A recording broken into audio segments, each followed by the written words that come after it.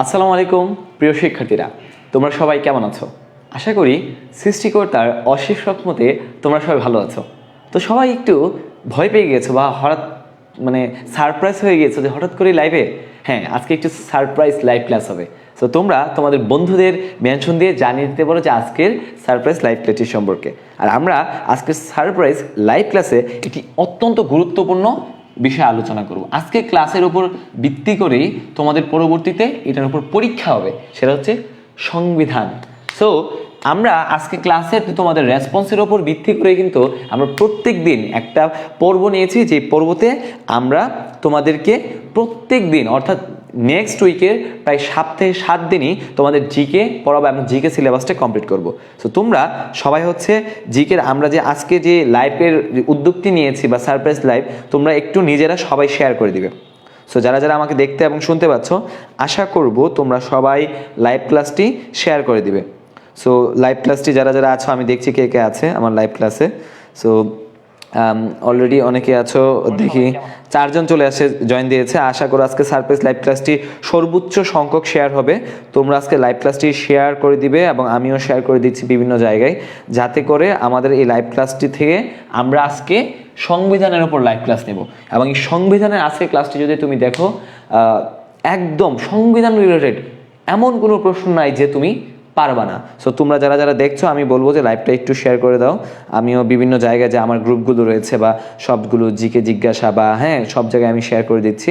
তোমরা একটু কষ্ট করে শেয়ার করে দাও, যাতে করে সবাই এই লাইভ ক্লাসটি দেখতে পারে। এবং অনেকেই রয়েছে যারা হচ্ছে লাইভ ক্লাসগুলো শেয়ার করো না। সো আমাদের আজকে টার্গেট হবে যে সংবিধানের সব কিছু শেষ করা। সো সংবিধানে শেষ করে অলরেডি অনেকে চলে আসছো, ধন্যবাদ সবাইকে। আমি সংবিধানের সব কিছু আজকে শেষ করে দিব, তোমরা একটু শুধু আমার সাথে লাইনে থাকো। সো তোমরা কে কোন জায়গা থেকে দেখছো আমাকে একটু কমেন্ট করে জানাও, যাতে করে আমি বুঝতে পারি যে আমার সারা বাংলাদেশ থেকে যারা যারা দেখছো আমি এই বিষয়টা বুঝতে পারি। তোমরা একটু কমেন্ট করে আমাকে জানাও যে কে কোন জায়গা থেকে দেখছো।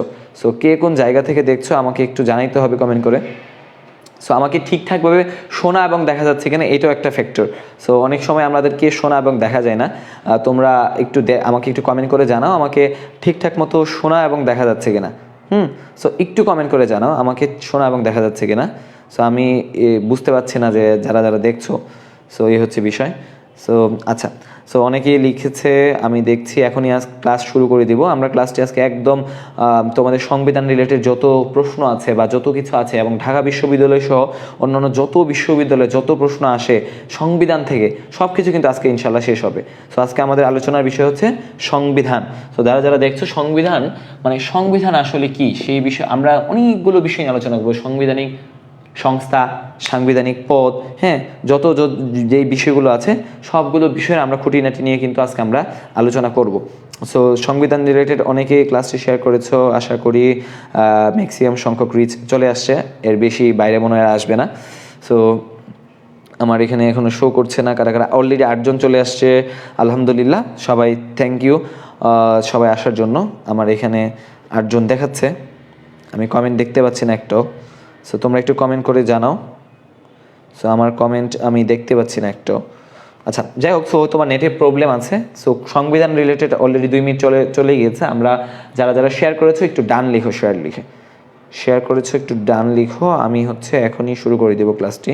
অলরেডি জি sir clear, thank you clear ভাইয়া, জি স্যার সব দেখা যাচ্ছে, থ্যাংক ইউ 11 জন চলে আসছে। সো আমি আজকে আর লেট করব না। ক্লিয়ার ভাইয়া থ্যাংক ইউ। তো সংবিধান মানে কি? সংবিধান হচ্ছে এমন একটি বিধান, যে বিধান হচ্ছে একটি রাষ্ট্রের সর্বোচ্চ দলিল। অর্থাৎ 12 জন চলে আসছে, থ্যাংক ইউ সাজিয়া জাহান সিনহা, তিনি একজন রাইটার এবং খুব সুন্দর একটি বই লিখেছে, নাম হচ্ছে ব্রেন গেম। আমি খুব শীঘ্রই রিভিউ করব। যাই হোক, সো 12 জন চলে আসছে, খুবই আমাকে শোনা যাচ্ছে, ঠিক আছে। কটিল্য তোমরা একটু বন্ধু, দিনাজপুর থেকে সৌরভ শুনছে, তোমরা একটু বন্ধুদের মেনশন দিয়ে জানাই দাও। সো সংবিধান মানে হচ্ছে একটি রাষ্ট্রের বিশেষ দলিল। তো প্রথমেই আমি বাংলাদেশের সংবিধানের ইতিহাসটা আলোচনা করব। তারপরে আমরা প্রথম কি আলোচনা করব? সংবিধানের ইতিহাস। তারপর ইতিহাসটা মানে কি? ধরো, এই যে আমরা বাংলা ভাষায় কথা বলি, বা এই যে বাংলা ভাষাতে আমরা জানি, বা এই যে কেন আমাদের যে ঢাকা বাংলাদেশের রাজধানী, ধরো এই যে ঢাকা বাংলাদেশের রাজধানী, এটা কেন চিটাগং মধ্যে হইতে পারতো, নোয়াখালীরা বলতো যে না, নোয়াখালীও তো বাংলাদেশের রাজধানী হতে পারতো। কেন হচ্ছে এই যে ঢাকাই বাংলাদেশের রাজধানী? কারণ বাংলাদেশের সংবিধানের 5 নম্বর যে অনুচ্ছেদটি রয়েছে, সেই 5 নম্বর অনুচ্ছেদে বলা হয়েছে ঢাকা নামক যে জায়গাটি রয়েছে সেই জায়গাটি হবে বাংলাদেশের রাজধানী। তো দেখো, সংবিধান একটা নাগরিকের জানা অত্যন্ত জরুরি একটি বিষয়। তো আমরা সংবিধানের যে মূল বিষয়গুলো কিন্তু আমরা আজকে আলোচনা করব। বাংলাদেশ স্বাধীন হয়েছে 1971 সালে। 1971 সালে আমরা জানি 1971 সালের 16ই ডিসেম্বর স্বাধীন হয়েছে। বঙ্গবন্ধু দেশে প্রত্যাবর্তন করেছেন 10ই জানুয়ারি। তার মানে আমরা 10ই জানুয়ারি কি হয়েছে আমরা তারিখ ধরে জানবো। 10 জানুয়ারি স্বদেশ প্রত্যাবর্তন দিবস। তার মানে 10 জানুয়ারি কি হয়েছে? স্বদেশ প্রত্যাবর্তন। তার মানে কে করেছে? বঙ্গবন্ধু শেখ মুজিবুর রহমান স্বদেশ প্রত্যাবর্তন করেছিলেন, অর্থাৎ প্রতিযোগ আবর্তন, প্রত্যাবর্তন। তো এই প্রত্যাবর্তন করেছিলেন কখন? 10 জানুয়ারি। উনি কিন্তু মুক্তিযুদ্ধের সময় পাকিস্তানের যে কারাগারে বন্দী ছিলেন সেখান থেকে 8ই জানুয়ারি উনি লন্ডনে যান এবং সেখান থেকে 10 জানুয়ারি দেশে এসে তিনি দেখলেন যে বাংলাদেশের বা যে কোনো একটি দেশ পরিচালনার জন্য দরকার হচ্ছে একটি সংবিধান। কি না? একটা সংবিধান দরকার। তো সেক্ষেত্রে হ্যাঁ, স্বাধীন হয়েছে এক্স্যাক্টলি 26শে মার্চ। আমি যেটা বিজয় অর্জন করেছে 16ই ডিসেম্বর। Thank you. সো যে বিষয়ে স্বদেশ প্রত্যাবর্তন, উনি যে দেখলেন কি যে স্বদেশটা প্রত্যাবর্তনে এসে দেখলেন যে একটা দেশ পরিচালনার জন্য কি দরকার? একটা সংবিধান দরকার। এবং তিনি 11ই জানুয়ারি অস্থায়ী সংবিধান আদেশ জারি করেন। তার মানে 11ই জানুয়ারি কি হয়েছিল? অস্থায়ী সংবিধান আদেশ। তার মানে তিনি এসেই একটা অস্থায়ী সংবিধান আদেশ দিলেন। তার মানে এটা পরীক্ষায় আসে যে কবে অস্থায়ী সংবিধান আদেশ জারি করা হয়। তার মানে অস্থায়ী সংবিধান আদেশ জারি করা হয় 11ই জানুয়ারি। সো 11ই জানুয়ারি। থ্যাংক ইউ আতিক শাহরিয়ার হামিম ইনফরমেশনটি কারেক্ট করে দেওয়ার জন্য। সো 11ই জানুয়ারি কি হয়েছে? আমার অস্থায়ী সংবিধান আদেশ হয়েছে। সো তারপরে এই যে অস্থায়ী সংবিধান আদেশটা হলো, কিন্তু এটার পরেও যে আমরা জানি না যে মুক্তিযুদ্ধের সময় যে 1970 সালের দিকে আমরা যে দেখি যে নির্বাচন হয়েছিল, সেই নির্বাচনে কিন্তু অনেক প্রতিনিধি নির্বাচিত হয়েছিল, তাদেরকে নিয়ে একটা গণপরিষদ গঠিত হয়। কি পরিষদ? গণপরিষদ। কারণ গণপরিষদ কিন্তু যে আমরা জানি যে একটা গঠিত হয় কাদেরকে নিয়ে? যারা 1970 সালের জাতীয় এবং প্রাদেশিক পরিষদের নির্বাচনে নির্বাচিত হয়, তাদেরকে নিয়ে কিন্তু হয় গণপরিষদ গঠিত হয়। তো এই যে গণপরিষদটা আছে, তারা এই যে 23শে মার্চ, তার মানে 23 মার্চ গণপরিষদ আদেশ জারি করা হয়। তার মানে গণপরিষদ আদেশ কবে জারি করা হয়? 23 মার্চ। তার মানে 23 মার্চ কি জারি করা হয়? গণপরিষদ আদেশ। গণপরিষদ আদেশ। তার মানে গণপরিষদ আদেশ কবে জারি করা হয়? 23 মার্চ। এখন প্রশ্ন হলো, এই যে গণপরিষদ আদেশটা কেন জরুরি? আসলে আমরা যখন দেখি একটা দেশের সংবিধানের জন্য কি দরকার, হ্যাঁ জি একজন বলেছেন ভাইয়া একটা প্রশ্ন করে, জি প্রশ্ন করেন, সমস্যা নাই। সে এই যে একটা দেশের যে সংবিধানটা দরকার, সেই সংবিধানটা কাদের দ্বারা হতে হবে? নির্বাচিত জনপ্রতিনিধি দ্বারা হলে সেটা হয় সর্বোত্তম। যেহেতু আমাদের 1970 সালে নির্বাচনটি হয়েছিল, তারা এখানে আমরা টোটাল 403 জন ছিল, টোটাল 403 জনকে নিয়ে গণপরিষদটা হয়েছিল 23শে মার্চে। কারণ এর আগে অনেকেই ছিল, 469 জনের মতো ছিল, কিন্তু অনেকেই তারা হচ্ছে যুদ্ধে মারা গিয়েছে, তারপর অনেকে দালালির অভিযোগে বাদ পড়েছে, অনেকে পাকিস্তানপন্থী হওয়ার কারণে বাদ পড়েছে। সুতরাং 403 জন সদস্য ছিল কি শেষমেশ গণপরিষদে টিকে ছিল, এবং এই তাদেরকে নিয়ে কি হয়েছে? গণপরিষদ আদেশ হয়েছে এবং গণপরিষদটা হয়েছে। গণপরিষদ মানে কি? বর্তমানে আমরা যে পার্লামেন্ট দেখি, জাতীয় সংসদ, সেই জাতীয় সংসদটাও হচ্ছে তখনকার গণপরিষদের মতো। সেই হচ্ছে হ্যাঁ একজন লিখেছে, হ্যাঁ। সো আচ্ছা, সো তারপরে আমরা দেখি যে হ্যাঁ আদিক শাহরিয়ার লিখেছে জানুয়ারি এবং জানুয়ারি। সো বিষয়টা হচ্ছে জানুয়ারি যে শব্দটা রয়েছে, যদি এটা হচ্ছে একটা কি হ্রস্বইকার হবে না দীর্ঘইকার হবে? দেখো জানুয়ারি শব্দটা সাধারণত কি, যে বাংলা একাডেমি ডিকশনারি নিয়ম অনুসারে যেটা হ্রস্বইকার এবং দীর্ঘইকার, সেক্ষেত্রে আমাদের হ্রস্বইকার ব্যবহার করতে হবে। কিন্তু জানুয়ারি শব্দটা তো ইংরেজি শব্দ, সো সেক্ষেত্রে আমরা দীর্ঘইকারও ব্যবহার করতে পারি, এটা ভুল হবে না। ঠিক আছে আতিক, আশা করি তুমি প্রশ্নটার উত্তর পেয়ে গিয়েছো। সো এইখানে আমি আশা করি তোমরা একটু শেয়ার করে দিবে, তো একটু শেয়ার করে ডান লিখো, তাহলে আমি একটু অনুপ্রাণিত হব। তো দেখো আমরা যেখানে ছিলাম গণপরিষদ, তার মানে গণপরিষদ মানে কি? গণপরিষদ হলো যে একটা নির্বাচিত জনপ্রতিনিধিদের দ্বারা একটি, যে আমরা যে বলতে পারি কি আইন সভা, তার মানে আইন যেখানে পাশ হয়। তার মানে এটা হচ্ছে 23শে মার্চ গণপরিষদ আদেশ হইলো। তার মানে আমরা কয়টা ডেট পাইলাম? ডেট পাইলাম হচ্ছে, একটা হচ্ছে আমরা পাইলাম কি যে 10 জানুয়ারি দেশে আসছে, 11 জানুয়ারি অস্থায়ী সংবিধান আদেশ, 23শে মার্চ। সবাই নোট করবে, সবাই নোট করে আমাদের জিকে জিজ্ঞাসা গ্রুপে পোস্ট করবে, এবং সবচেয়ে ভালো যে নোট করবে তাকে আমরা প্রতি এই মাস শেষে আমরা তাকে একটি যে সাম্প্রতিক জিজ্ঞাসা বই তা আমরা হচ্ছে কুরিয়ার করে পাঠিয়ে দিব। সো আমাদের জিকে জিজ্ঞাসা প্রতিনিয়ত লাইভ হয়, এবং সেই লাইভগুলো যদি তোমরা দেখতে চাও অবশ্যই তোমরা হচ্ছে কি করতে হবে, লাইভটা একটু শেয়ার করে রাখবে এবং হচ্ছে তোমাদের বন্ধু বান্ধবদের মেনশন দিয়ে জানিয়ে দিতে পারো। সো এই হচ্ছে বিষয়। সো 10 জানুয়ারি যেটা আছে, সো 11 জানুয়ারি আমরা পড়লাম। এখন এই যে গণপরিষদ হলো, তারা একটা খসড়া উপস্থাপন করেছে। কিসের? সংবিধানের খসড়া। তো এই সংবিধানের খসড়াটা কখন উপস্থাপন করছে? যে আমরা যদি দেখি যে এই গণপরিষদটার প্রথম যে তোমার হচ্ছে অধিবেশন হয়, এটা হচ্ছে 10 এপ্রিল, অর্থাৎ 10 এপ্রিল এটা হচ্ছে প্রথম অধিবেশন হয়।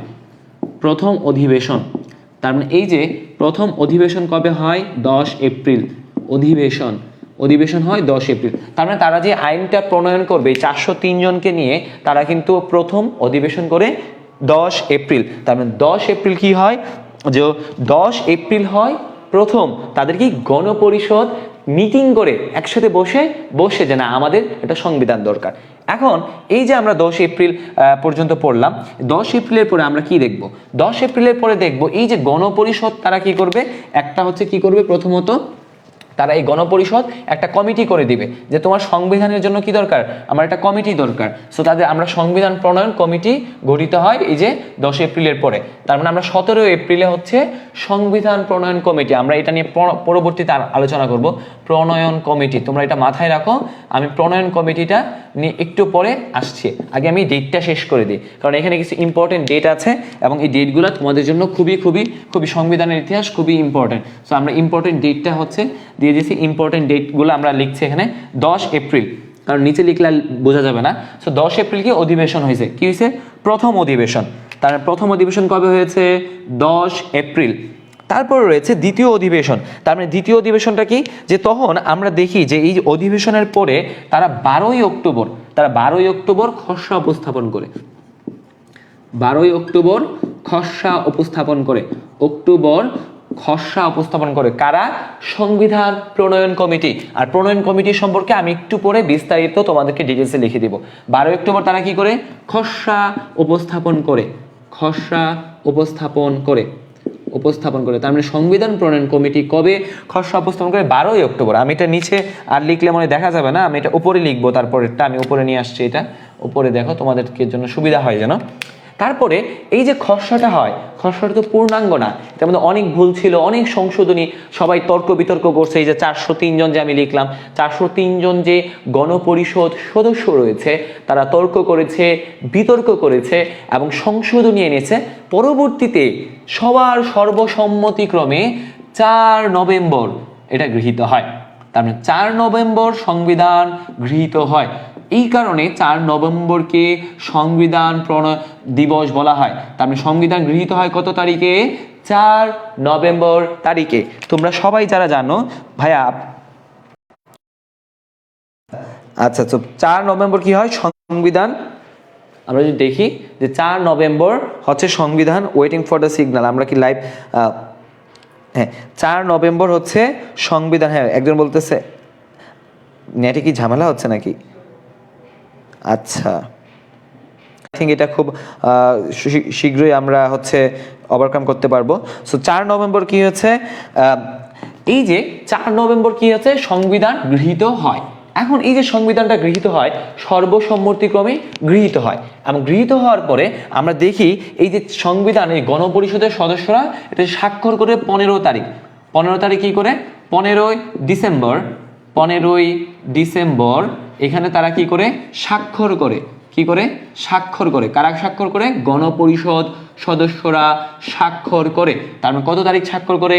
15ই ডিসেম্বর। তারপরে আসি আমরা 16ই ডিসেম্বর, এটা হচ্ছে কার্যকর হয়। 16ই ডিসেম্বর কি হয়? এটা সংবিধান কার্যকর হয়। সংবিধান কার্যকর হয়। তারপর সংবিধান কার্যকর কত তারিখ থেকে? 16ই ডিসেম্বর 1972 সাল থেকে সংবিধান কার্যকর হয়। তারপর এইখান থেকে যে ইম্পর্টেন্ট ডেটগুলো রয়েছে সেগুলো আমি দাগাই দিচ্ছি, এগুলোই মনোযোগ দিয়ে পড়বা। প্রথম হচ্ছে আমরা পড়েছি 11ই জানুয়ারি। 11ই জানুয়ারি কি হয়েছে? অস্থায়ী সংবিধান আদেশ জারি করা হয়েছে। তারপরে হচ্ছে 23শে মার্চ। 23শে মার্চ কি হয়েছে? গণপরিষদ আদেশ, মানে গণপরিষদ একটা আদেশ দিচ্ছে যে সংবিধান দরকার, তার মানে এটা জারি করা হয়েছে। 10 এপ্রিল এই গণপরিষদের সদস্যরা মিটিং এ বসছে। তারপরে 12ই অক্টোবর মিটিং এ বসে তারা কি করছে? একটা খসড়া উপস্থাপন করছে। কারা করছে? এই যে 10 এপ্রিল অধিবেশনে বসে তারা একটা কমিটি গঠন করে দিয়েছে, নাম হচ্ছে সংবিধান প্রণয়ন কমিটি। আচ্ছা, তারপরে এই যে কমিটি গঠন করার দেওয়ার পরে 12 অক্টোবর তারা একটা খসড়া দিছে, খসড়া অনেক ভুলটুল ছিল। 4 নভেম্বর এটা হচ্ছে গৃহীত হয়ে গেছে। আর 15ই ডিসেম্বর এটা কি সবাই মিলে স্বাক্ষর করছে, শুধু একজন স্বাক্ষর করেনি সেটাও আমরা জানবো। তারপরে 16ই ডিসেম্বর থেকে এটা সারা বাংলাদেশে কার্যকর হয়। তবে সংবিধান 16ই ডিসেম্বর থেকে কিন্তু কার্যকর হয়। সো এটা হচ্ছে বেসিক বিষয়। সো একজন বলছে ভাই আমি আপনার ইউসিসি মোহাম্মদপুর। হ্যাঁ, থ্যাংক ইউ। একজন যে হচ্ছে মোহাম্মদ শিহাব খান, থ্যাংক ইউ। তুমি তোমার বন্ধু বান্ধবীদের মেনশন দিতে পারো। আর সবাই যারা যারা লাইভ ক্লাসটি দেখছো একটু শেয়ার করে বন্ধু বান্ধবীদের জানিয়ে দাও, তাহলে আমি একটু অনুপ্রাণিত হব। তো যাই হোক, তো এখন আমি সবাই ডেটগুলো ক্লিয়ার তো? সবগুলা ডেট সম্পর্কে ক্লিয়ার কিনা বলো? সবাই এই ডেটগুলো সম্পর্কে ক্লিয়ার কিনা একটু কমেন্ট করে আমাকে জানাও যে স্যার আমি ক্লিয়ার, তাহলে আমি এটা মুছে দিচ্ছি। সবাই ক্লিয়ার কিনা জানাও। আচ্ছা, যদি কোনো প্রশ্ন থাকে আমাকে করতে পারো। সো আমি এটা মুছে দিচ্ছি। তারপরে প্রশ্ন যদি আসে সংবিধান দিবস কবে? 4 নভেম্বর। আচ্ছা, সো আমি এটা মুছে দিচ্ছি। আমি এখন আলোচনা করব সংবিধানের, সংবিধানের বিভিন্ন কি নিয়ে, যে প্রণয়ন কমিটিতে কারা ছিলেন আসলে। প্রণয়ন কমিটিতে কারা ছিলেন, সংবিধান প্রণয়ন কমিটিতে আসলে কারা ছিলেন। দেখো, সংবিধান প্রণয়ন কমিটিটা করা হয় 34 সদস্য বিশিষ্ট। 34 সদস্য। তার মানে সংবিধান প্রণয়ন কমিটিতে কতজন সদস্য ছিল? 34 জন। তার মানে সংবিধান প্রণয়ন কমিটিতে 34 জন সদস্য ছিলেন। এবং এই 34 জন সদস্যের মধ্যে একমাত্র আমরা যদি দেখি যে মহিলা সদস্য বা নারী সদস্য বেগম রাজিয়া বানু। বেগম রাজিয়া বানু। তার মানে রাজিয়া বানু কি ছিলেন? একমাত্র মহিলা সদস্য ছিলেন। পরীক্ষা আসবে যে একমাত্র মহিলা সদস্য কে ছিলেন। তার মানে একমাত্র মহিলা সদস্য ছিলেন কে? বেগম রাজিয়া বানু। তার মানে এটা কিন্তু পরীক্ষা আসে। আর একমাত্র বিরোধী দলীয় সদস্য ছিলেন কে? বিরোধী দলীয় নেতা থাকে না, নেতা ছিলেন সুরঞ্জিত সেনগুপ্ত। তিনি কিন্তু আওয়ামী লীগে ছিলেন না, তিনি ন্যাশনাল আওয়ামী পার্টিতে ছিলেন। সুরঞ্জিত সেনগুপ্ত। তার মানে সুরঞ্জিত সেনগুপ্ত কি? তিনি ছিলেন বিরোধী দলীয় নেতা, তার মানে বিরোধী দলীয় একজন সদস্য। তার মানে আমরা প্রথমেই শিখলাম সংবিধান প্রণয়ন কমিটিতে কতজন ছিলেন? 34 জন ছিলেন। এর মধ্যে একজন নারী ছিলেন, তার নাম হচ্ছে কি? বেগম রাজিয়া বানু। আরেকজন বিরোধী দলীয় ছিলেন, তার নাম হচ্ছে সুরঞ্জিত সেনগুপ্ত। তার নাম কি? সুরঞ্জিত সেনগুপ্ত। আর এই যে কমিটির প্রধান ছিলেন কে? Doctor Kamal Hossain. Doctor Kamal Hossain. Thank you Suranjit Sengupta. Live একটু পরপর আটকে যাচ্ছে। সুরঞ্জিত সেনগুপ্ত নেই। ভেরি গুড আতিক, আপনি ভালো করছেন। আচ্ছা, সো সুরঞ্জিত সেনগুপ্ত কিছু। আর এইখানে ডক্টর কামাল হোসেন। ডক্টর কামাল হোসেন। তার মানে বাংলাদেশের সংবিধান প্রণয়ন কমিটির প্রধান কে ছিলেন? ডক্টর কামাল হোসেন। এবার আপনাদের কাছে একটা প্রশ্ন করি, সংবিধানে কতটি অনুচ্ছেদ রয়েছে? আপনি একটু কমেন্ট করে জানান তো, সংবিধানে কতটি অনুচ্ছেদ রয়েছে? আমরা এই ফাঁকে আমরা এগুলো আগে। সুরঞ্জিত সেনগুপ্ত ন্যাশনাল আওয়ামী পার্টি, নেপ অর্থাৎ নেপে ছিলেন, ন্যাশনাল আওয়ামী পার্টি। আচ্ছা, এবার এই যে রয়েছে যে ডক্টর কামাল হোসেন কি ছিলেন? তিনি প্রধান ছিলেন। এখন এই যে সংবিধানের যে রচয়িতা করেছে এটা হস্তলিখিত হয়েছে, মানে হাতেও লিখেছিলেন। যে হাতে যে লিখেছেন তার নাম ছিল আব্দুর রৌফ। আব্দুর রৌফ। তার মানে হস্তলিখিত কে ছিলেন? আব্দুর রৌফ। তার মানে পরীক্ষা যদি আসে যে হাতে কে সংবিধান লিখেছেন, তিনি হচ্ছেন আব্দুর রৌফ। আব্দুর রৌফ সাহেব কি করেছেন? 150, 153 আপনারা কমেন্ট করতে থাকেন, আমি দেখবো। সো তিনি কি হাতে লিখেছেন, হস্তলিখিত। তার হস্তলিখিত সংবিধান কার হাতে? হস্তলিখিত সংবিধান হচ্ছে আব্দুর রৌফ। আর এই সংবিধান যে রয়েছে প্রথমবার এইটার মধ্যে বিভিন্ন অঙ্গসজ্জা করেছে। অঙ্গসজ্জা মানে কি আপনারা তো বুঝেন নাই, মেকআপ চিনেন? আপনারা তো জানেন যে মেয়েরা সুন্দরভাবে মেকআপ করে, এখন কিন্তু ছেলেরাও মেকআপ করা শিখতেছে। সো বিষয়টা হচ্ছে এরকম। সেই মেকআপ মানে একটা পেজের মেকআপ। ধরেন এখানে কি করছে জয়নুল আবেদিন বাংলাদেশের বিভিন্ন স্থাপত্যকলা, তারপর হচ্ছে দোয়েল পাখি মানে প্রতীক, তারপর হচ্ছে পাট, তারপর হচ্ছে ধান, তারপর যে বাংলাদেশের শিল্প, তারপর বাংলাদেশের কৃষি, এই বিষয়গুলোর বিভিন্ন জিনিস উনি ফুটিয়ে তুলেছেন, অঙ্গসজ্জা করেছেন। অর্থাৎ অঙ্গসজ্জা করেছে কে? জয়নুল আবেদিন। তার মানে জয়নুল আবেদিন কি করেছে? অঙ্গসজ্জা। তাহলে বাংলাদেশের সংবিধানের অঙ্গসজ্জা করেছে জয়নুল আবেদিন। জয়নুল আবেদিন। আচ্ছা, ভেরি গুড। তার মানে আপনারা যারা যারা দেখছেন ভেরি গুড, 10 জন আছে আমার সাথে। সো এখন 153, হ্যাঁ বৃষ্টি লিখেছে, আমরা দেখি যে কতটা অনুচ্ছেদ রয়েছে। 153 নবু রয় রেখেছে, 153 বৃষ্টি রয়, 153 শিহাব খান, 153 স্বপ্নচারিতা রাজকন্যা লিখেছে, 153 হ্যাঁ জয়নুল আবেদিন অঙ্গসজ্জা। Very good. আচ্ছা, সো আমরা অলরেডি জেনে ফেলেছি যে এই যে আমাদের এই যে সংবিধান প্রণয়ন কমিটি সম্পর্কে আমরা জেনেছি। সো এই সংবিধান প্রণয়ন কমিটি সম্পর্কে যে কোনো প্রশ্ন আসলে তো পারবেন ইনশাল্লাহ। সো এর বাইরে সংবিধান প্রণয়ন কমিটি থেকে তেমন কোনো প্রশ্ন আসে না। সো এই যে সংবিধানটা কয় মাসে করেছে? মাত্র 9 মাস। কয় মাস? 9 মাস। আরেকটা ইনফরমেশন খুব জানা ইম্পর্টেন্ট, এই যে ডক্টর কামাল হোসেন তিনি কিন্তু সংবিধান প্রণয়নের সময় ভারত এবং যুক্তরাজ্য সফর করেছেন। ভারত ও যুক্তরাজ্য সফর করেছেন। ভারত ও যুক্তরাজ্য, যুক্তরাজ্য মানে হচ্ছে বর্তমানে আমরা যেটাকে ব্রিটেন বলি, যুক্তরাজ্য সফর করেছেন। কারণ ওই দুইটা দেশের সংবিধানকে কিন্তু বাংলাদেশ ফলো করেছে। অর্থাৎ আমাদের পরীক্ষায় যদি প্রশ্ন আসে যে কোন দুটো দেশের সংবিধানের আদলে বাংলাদেশের সংবিধান তৈরি হয়েছে, সেটাকে আমরা বলবো ভারত এবং যুক্তরাজ্য। কারণ পরীক্ষায় যদি প্রশ্ন আসে পারবেন না ইনশাআল্লাহ। আচ্ছা, সো যে দুইটা দেশের সংবিধানের, হ্যাঁ এই দুইটা দেশের সংবিধানে কি হয়েছে আপনার ভারত ও যুক্তরাজ্য, এই যে দুইটা রয়েছে, এই দুইটা দেশের সংবিধান বাংলাদেশ ফলো করেছে। সো আমরা সংবিধান প্রণয়ন কমিটি আলহামদুলিল্লাহ শেষ করেছি। এখন আমরা দেখব সংখ্যাতত্ত্বে সংবিধান। তারপরে আমরা এখন কি দেখব? সংখ্যাতত্ত্বে সংবিধান। এখন আপনারা একটু কমেন্ট করে জানান তো বাংলাদেশের সংবিধানের মূলনীতি কতটা? সবাই একটু কমেন্ট করে জানান। সবাই একটু কমেন্ট করে জানান বাংলাদেশের সংবিধানের মূলনীতি কতটা? বাংলাদেশের সংবিধানের মূলনীতি কতটি? আচ্ছা, আমরা সংখ্যা তত্ত্বে জানি। হ্যাঁ, সো বাংলাদেশের সংবিধানের মূলনীতি কতটি? সো এই হচ্ছে বিষয়। সো আমরা অনেকে চলে এসেছে 4টি। ভেরি গুড বৃষ্টি রয়। আমরা 4টি হচ্ছে কি মূলনীতি, সবাই একটু শেয়ার করে দেন, সবাই একটু শেয়ার করে দেন ভাইয়েরা। আচ্ছা, 4টি, তার মানে 4টি কি মূলনীতি, সবাই লিখে ফেলেন খাতায়। 4টি রয়েছে মূলনীতি। বাংলাদেশের সংবিধানে 4টি মূলনীতি কি কি? আমরা জানি যে জাতীয়তাবাদ, সমাজতন্ত্র, গণতন্ত্র, ধর্মনিরপেক্ষতা। আচ্ছা, 4টি মূলনীতি। এবার 60টি কি রয়েছে? 60টি রয়েছে তফসিল। তফসিল, তফসিল মানে কি? অর্থাৎ সংবিধানে পরবর্তীতে এগুলো অ্যাড হয়েছে, অর্থাৎ পরবর্তীতে এগুলো আমরা যদি দেখি এগুলোতে হচ্ছে তোমার হচ্ছে সংযুক্ত করা হয়েছে। ধরো তফসিলের মধ্যে কি আছে? ধরো একটা তফসিল আছে যে আমাদের যে 7ই মার্চের ভাষণ, 7ই মার্চের ভাষণ কিন্তু তফসিলে আছে। তারপরে আমরা বঙ্গবন্ধুর 26শে মার্চের যে 26শে মার্চ যেটা হয়েছে ওনার যে স্বাধীনতার ঘোষণা, এটাও কিন্তু তফসিলে আছে। তারপরে আমরা যে 10 এপ্রিল যে ঘোষণা দেওয়া হয়েছে আমাদের যে মুজিবনগর সরকার থেকে, এটা কিন্তু তফসিল আছে। অর্থাৎ তফসিল মানে হচ্ছে ধরো এগুলো পরবর্তীতে মানে জাতীয় দলিল হিসেবে অ্যাড করা হয়েছে। এরকম আছে কটা? 60টা তফসিল আছে। কয়টা তফসিল রে ভাই? 60টা তফসিল। কয়টা তফসিল? 60টা তফসিল রয়েছে। Very good. আচ্ছা, তারপরে রয়েছে এই যে তফসিলগুলো তো আমরা গেলাম, তারপরে হচ্ছে সংশোধনী 17টা। তার মানে সংশোধনী কতটা?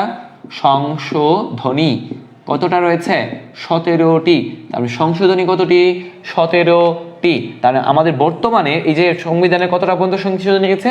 17টি। সর্বশেষ কি রয়েছে যে নারীদের জন্য যে সিটগুলো রয়েছে 50টা সংরক্ষিত সিট, সেগুলো আরো 25 বছরের জন্য বৃদ্ধি করা হয়েছে। তো আমরা সংবিধানের সংশোধনী হচ্ছে 17টি।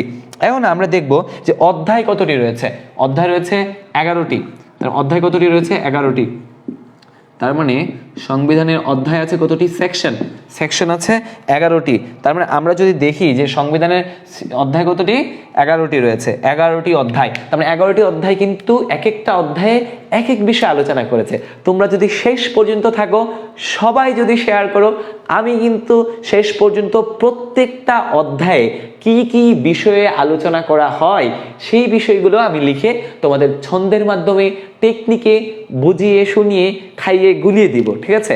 সো ঢাকা বিশ্ববিদ্যালয়ে গত বছরের প্রশ্ন কিন্তু এসেছে যে সংবিধানের বাংলা তৃতীয় ভাগে কি নিয়ে আলোচনা করেছে, অর্থাৎ সংবিধান থেকে ঢাকা বিশ্ববিদ্যালয় বলো, বিসিএস বলো, যেই কোনো ভর্তি পরীক্ষায় একটা প্রশ্ন থাকবেই। সো আমরা কিন্তু এটা জানি। সো এখন আমরা 11টি অধ্যায় সম্পর্কে জানলাম, তারপরে আমরা দেখব সদস্য কত, সংবিধান পর্যন্ত সদস্য ছিল 34 জন, এটা তো আমরা জানি, আগেই জানলাম, সদস্য ছিল 34 জন, মানে প্রতিষ্ঠাকালীন সদস্য। তারপরে আমরা যদি আরেকটু দেখি যে সংখ্যা তত্ত্বে আরেকটু যদি দেখা যায় যে এখন টোটাল যে আমরা কি রয়েছে অনুচ্ছেদ, তোমরা কিন্তু বলেছো 153টা অনুচ্ছেদ রয়েছে, কতটা, 153টা অনুচ্ছেদ রয়েছে। তো এই হচ্ছে সংখ্যা তত্ত্বের সংবিধান। আমরা কি সংখ্যার মাধ্যমে সংবিধানটা জানলাম, সংখ্যার মাধ্যমে সংবিধানের বিষয়াবলী আমরা জানলাম। তো এই হচ্ছে বিষয়। এখন আমরা প্রথম কি জানলাম, সংবিধানের গঠন প্রণালীতে ইতিহাসটা জানছি, তারপরে সংবিধানের প্রতিষ্ঠা যে প্রণয়ন কমিটি সম্পর্কে জেনেছি, যে প্রণয়ন কমিটি, তারপরে সংখ্যাতত্ত্বের সংবিধান। এখন আমরা বিভিন্ন দেশের সংবিধান বা আমাদের যে দেশের প্রথম যে গণপরিষদের স্পিকার বা তারা কে ছিলেন আমরা একটু দেখে নেব। এগুলো কিন্তু আসে ঢাকা বিশ্ববিদ্যালয়ে ভর্তি পরীক্ষা সহ অন্যান্য যতগুলো ভর্তি পরীক্ষা দেখবা সবগুলোতে এগুলো আসবে মাস্ট। সো গণপরিষদ তো আমি বললামই যে গণপরিষদ হচ্ছে কি, যে নির্বাচিত গণপ্রতিনিধিদের দ্বারা গঠিত পরিষদ। সো এই যে গণপরিষদ গঠিত হওয়ার পরে প্রথম যিনি স্পিকার ছিলেন তার নাম ছিল কি, শাহ আব্দুল হামিদ। শাহ আব্দুল হামিদ, আব্দুল হামিদ, বর্তমানে হামিদ না কিন্তু ইনি আগে হামিদ, উনি ওই বছরই মারা গিয়েছেন। আর যিনি স্পিকার ছিলেন কি ছিলেন, স্পিকার ছিলেন কে, শাহ আব্দুল হামিদ। আর ডেপুটি স্পিকার কে ছিলেন, আমি কিন্তু প্রথম স্পিকার ডেপুটি স্পিকার, প্রথম ছিলেন ডেপুটি যিনি স্পিকার ছিলেন, ডেপুটি স্পিকার ছিলেন মোহাম্মদুল্লাহ, স্পিকার ছিলেন মোহাম্মদ উল্লাহ। তার মানে ডেপুটি স্পিকার কে ছিলেন, মোহাম্মদ উল্লাহ। তার মানে তোমাদের প্রশ্ন আসে ভর্তি পরীক্ষায় বা যে কোনো জায়গায় যে গণপরিষদের প্রথম স্পিকার কে, শাহ আব্দুল হামিদ। শাহ আব্দুল হামিদ কি ছিলেন, প্রথম স্পিকার ছিলেন। আর ডেপুটি স্পিকার কে ছিলেন, মোহাম্মদ উল্লাহ। কিন্তু দুর্ভাগ্যবশত এই যে শাহ আব্দুল হামিদ উনি মারা গিয়েছেন। কি হয়েছে, উনি মারা গিয়েছেন। আমরা একটু কান্না করি, ঠিক না? সো উনি কি করছেন, মারা গিয়েছেন। কেন, উনি যদি থাকতেন তাহলে তো আমাদের জন্য ভালোই হইতো। সো এই হচ্ছে বিষয়। সো উনি হচ্ছে মারা গিয়েছেন। সো মারা যাওয়ার ফলে কি হয়েছে, এই যে মোহাম্মদুল্লাহ বেটা, এই লোক হচ্ছে স্পিকার হয়েছে। কার স্পিকার হয়েছে, জাতীয় সংসদের, মানে পরবর্তীতে জাতীয় সংসদের। তার মানে জাতীয় সংসদের প্রথম স্পিকারকে, জাতীয় যে আমাদের সংসদ হয়েছে, সংসদের প্রথম স্পিকার হয়েছে, স্পিকার হচ্ছে এই যে আমাদের এই ডেপুটি সাহেব মানে মোহাম্মদুল্লাহ। তার ভর্তি পরীক্ষায় প্রশ্নটা খুব কনফিউজিং আসে যে জাতীয় সংসদের, আমরা যদি ভর্তি পরীক্ষায় প্রশ্নটা ভাই অধ্যায়ে কি ভাগ বলে, বই কি ভাগ আছে, হ্যাঁ, deputy speaker Mohammadullah. Very good Atik, তুমি খুবই প্রশংসনীয়। তোমরা যারা আছো সবাই একটু কমেন্ট করো। 20টিও কমেন্ট করছে। তোমরা কি শেয়ার করেছো? শেয়ার করার ফলে একটু ডান লিখে কমেন্ট করো, তাহলে আমি বুঝতে পারবো যে কারা শেয়ার করেছো। দেখো পরীক্ষায় 2টা প্রশ্ন আসে, একটা হচ্ছে গণপরিষদের প্রথম স্পিকারকে আর জাতীয় সংসদের প্রথম স্পিকারকে। তোমাদের জন্য প্রশ্ন আসবে যে জাতীয় সংসদ অর্থাৎ জাতীয় সংসদের প্রথম স্পিকার উনি হচ্ছে মোহাম্মদুল্লাহ, আর গণপরিষদের প্রথম স্পিকার শাহ আব্দুল হামিদ। গণপরিষদ মানে কি, আমি আবারও বলছি, 1970 সালে, কত সালে, 1970 সালের, আমরা 1970 সালের ডিসেম্বরে, অর্থাৎ 1970 সালের আমরা যদি ডিসেম্বরে দেখি, যে ডিসেম্বরে 7 ডিসেম্বর যদি হয়, 7 ডিসেম্বর এবং পরবর্তীতে জানুয়ারি মাসে যে নির্বাচন হয়েছে, হ্যাঁ, জানুয়ারিতে যে নির্বাচন হয়েছে আমাদের এই পুরো পাকিস্তান জুড়ে, তখন আমাদের 469 জন কি হয়েছিলেন, তারা হয়েছিলেন গণপরিষদে নির্বাচিত হয়েছিলেন পুরা পাকিস্তান, মানে জাতীয় পরিষদ এবং প্রাদেশিক পরিষদ। এর মধ্যে থেকে 403 জন পরবর্তীতে বেঁচে ছিলেন এবং বিভিন্ন সময় আমরা দেখি যে তারা হচ্ছে তাদেরকে বহিষ্কার করেছে। এই 403 জনকে নিয়ে কি হয়েছে, গণপরিষদ, অর্থাৎ এটাকে বলে আইনসভা, মানে আইনসভা। গণপরিষদও কি একটা আইনসভা, বর্তমানে জাতীয় সংসদের মতোই। কিন্তু ওই গণপরিষদরা ভেঙে দেওয়া হয় কবে, 15ই ডিসেম্বর, যখন আমার সংবিধান কার্যকর হয়ে গেছে, নতুন একটা দেশ গঠন হবে, তখন গণপরিষদ আর থাকেনি, তখন কি হয়েছে, জাতীয় সংসদ। বর্তমানে আমাদের কিন্তু এটা জাতীয় সংসদ কেন, এটা আমাদের সংবিধানে আছে, এই কারণে জাতীয় সংসদ, ঠিক আছে।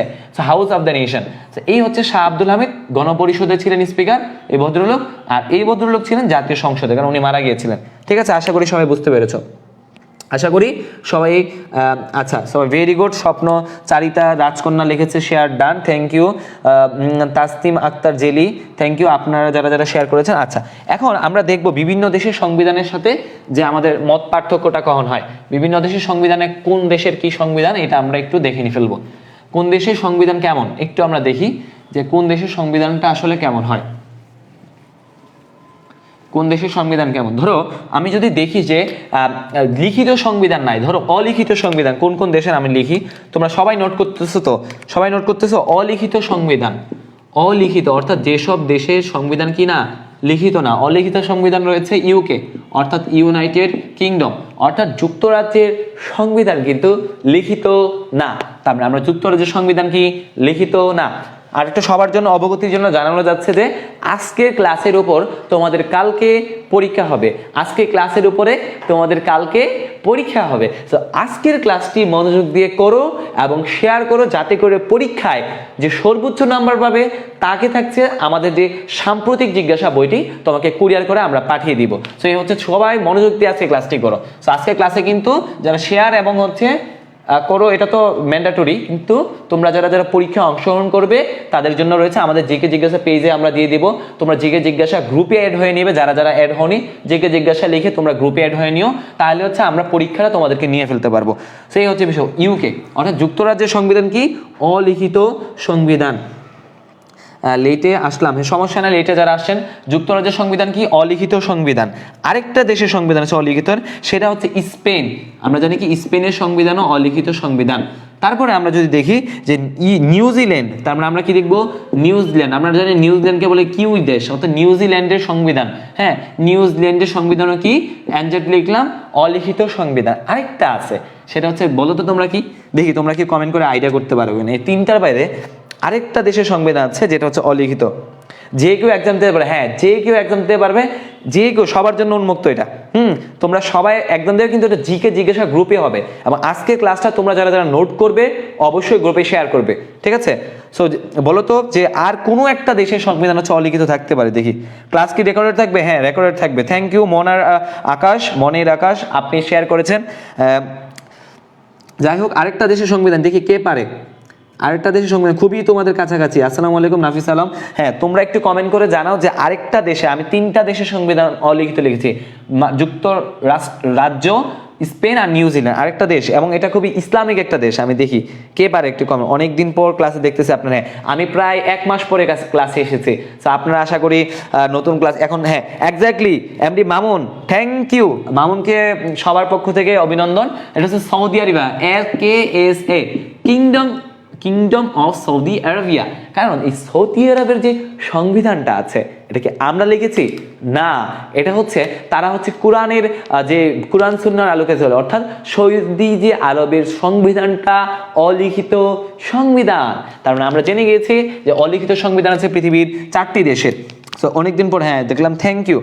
এবার কমেন্ট করে জানাও তো পৃথিবীর সবচেয়ে, থ্যাংক ইউ আতিক শাহরিয়ার লিখেছে Saudi Arab, Ashik Saudi Arab, হ্যাঁ Shamima Rahman Saudi Arab, Riazul Karim Saudi Arab, হ্যাঁ Riazul Karim Saudi Arab, thank you Riaz ভাই, অনেকদিন পরে আপনাকে দেখছি। তারপরে শিহাব খান সৌদি আরব। আজকের ক্লাসটি যারা করবেন তারা হচ্ছে BCA যে কোনো প্রতিযোগিতামূলক পরীক্ষা যা আছে সংবিধান থেকে যা আসবে একদম কুপাই দেবেন ইনশাল্লাহ। যাও তারপর হচ্ছে পৃথিবীর সবচেয়ে বড় সংবিধান কোন দেশে, সবচেয়ে বড় সংবিধান কমেন্ট করে জানান তো দেখি। সবচেয়ে বড় সংবিধান কোথায়, সবাই একটু কমেন্ট করেন দেখি। সবচেয়ে বড় সংবিধান, পৃথিবীর সবচেয়ে বড় সংবিধান কোন দেশে, দেখি পৃথিবীর সবচেয়ে বড় সংবিধান কোন দেশে, আপনি একটু কমেন্ট করেন। পৃথিবীর সবচেয়ে বড় সংবিধান এক্স্যাক্টলি আতিক শাহরিয়ার, ভারতের, থ্যাংক ইউ। আর কারা কারা আছেন কমেন্ট করে জানান দেখি ওনারটা হয়েছে কিনা। এক্স্যাক্টলি ভারতের সংবিধানটাকে আমরা বলছি পৃথিবীর সবচেয়ে বড় সংবিধান। তার মানে পৃথিবীর সবচেয়ে বড় সংবিধান হলো ভারতের সংবিধান। এবার পৃথিবীর সবচেয়ে ছোট সংবিধান, তার মানে ছোটটা জানি, ছোটটা দেখি কে কমেন্ট করে জানান। ছোট সংবিধান কোনটা, ছোট সংবিধান কোনটা দেখি, ছোট সংবিধান কোনটা দেখি একটু কমেন্ট করে জানান। ভারতের যদি বড় হয় তাহলে ছোট হবে কোনটা, ছোট হবে কোনটা দেখি। যুক্তরাষ্ট্রের, এক্স্যাক্টলি হ্যাঁ যুক্তরাষ্ট্রের, অন্যরা পার্টিসিপেট করেন। যুক্তরাষ্ট্র মানে USA, তার মানে US এর ইউনাইটেড স্টেটস অফ আমেরিকার সংবিধান হচ্ছে সবচেয়ে ছোট। এবার বললেন তো আমি একটা অপশন দিই দেখি সবাই কে কে পারেন। শান্তির সংবিধান বলা হয় কোন দেশকে, শান্তির সংবিধান বলা হয় কোন সংবিধানকে? অস্ট্রেলিয়া না, মানে না জাহিদ আসসালামু আলাইকুম। ওয়ালাইকুম আসসালাম। হ্যাঁ শামিমা অস্ট্রেলিয়া না, এটা হচ্ছে যুক্তরাষ্ট্রের। আচ্ছা ভেরি গুড, ছোট যুক্তরাষ্ট্রের নবরয় রেখেছে। আচ্ছা এবার আমি যেটা বললাম যে শান্তির সংবিধান বলা হয় কোনটাকে? আতিক শাহরিয়ার হামি, আপনি কি কনফিউজ নাকি? হ্যাঁ দেখি আর কেউ একজন লিখেন, আনসার করেন সবাই, যে শান্তির সংবিধান বলা হয় কাকে? ধরো ডান্ডা মেরে ঠান্ডা করে দিছে এমন একটা দেশ, সেটাকে বলে শান্তির সংবিধান। ডান্ডা মেরে ঠান্ডা করে দিছে, দেখি পারে কিনা কেউ। হ্যাঁ হ্যাঁ হ্যাঁ ভেরি গুড। প্রথম লিখছে আতিক, তারপরে হচ্ছে জাবেলা নূর, তারপর হচ্ছে শামিমা, তারপর আশিক জার্মান। হ্যাঁ জার্মান না ভাই, জার্মান কেন হবে? হ্যাঁ জার্মান না, জাপানের ডান্ডা মেরে ঠান্ডা দিছে।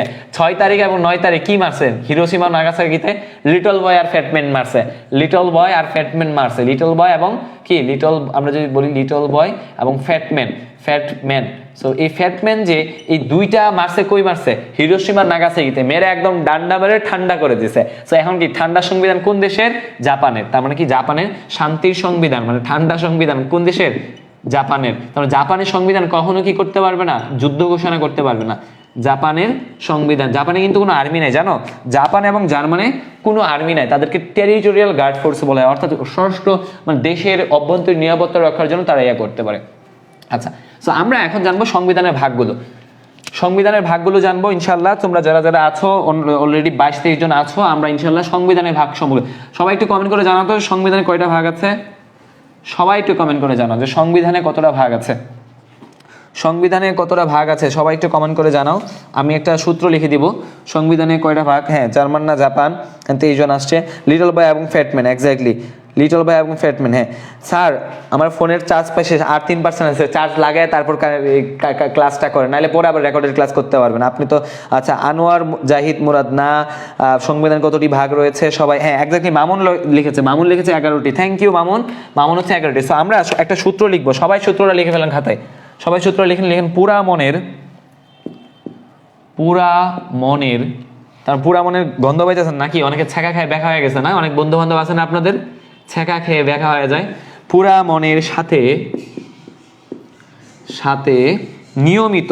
আপনি দেখি আর কে কমেন্ট করছেন, যারা কমেন্ট করছেন দেখি। হ্যাঁ অনেকেই কমেন্ট করছেন, আমি পরে একটু পড়বো। নিয়মিত কি করেন? যদি নিয়মিত আপনি কি করেন? অবিচার করেন। নিয়মিত অবিচার করলে কি করলে ভাই? অবিচার করলে। নিয়মিত কি করলে? অবিচার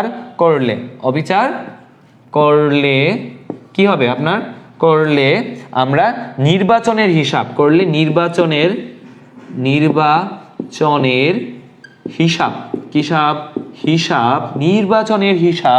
কর্ম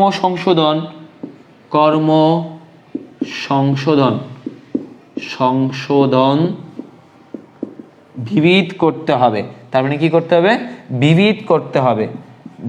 আমরা যদি লিখি বিবিধ করতে হবে, সবাই লিখে ফেলেন, করতে হবে। এটার মাধ্যমে আমরা 11টি ভাগ আলোচনা করব। তার মানে আমরা কি লিখলাম? পুরা মনের সাথে নিয়মিত অবিচার করলে। তারপর আমরা লিখে ফেলি, সবাই লিখে ফেলি। হ্যাঁ 11টা, সবাই এই 11টা ভাগ আজকে একদম জীবনে আর কোনোদিন ভুল হবে না, সবাই খাতায় লিখে ফেলেন। তো আমরা 11টা ভাগ আলোচনা করব। হ্যাঁ পুরা মনের সাথে। তার মানে প্রথম হচ্ছে এই পু দিয়ে লিখেন প্রজাতন্ত্র। কি লিখবেন? প্রজাতন্ত্র। রা দিয়ে হচ্ছে রাষ্ট্র পরিচালনার মূলনীতি। মূলনীতি আমরা কি লিখবো? রাষ্ট্র পরিচালনার। আমরা যদি লিখি রাষ্ট্র পরিচালনার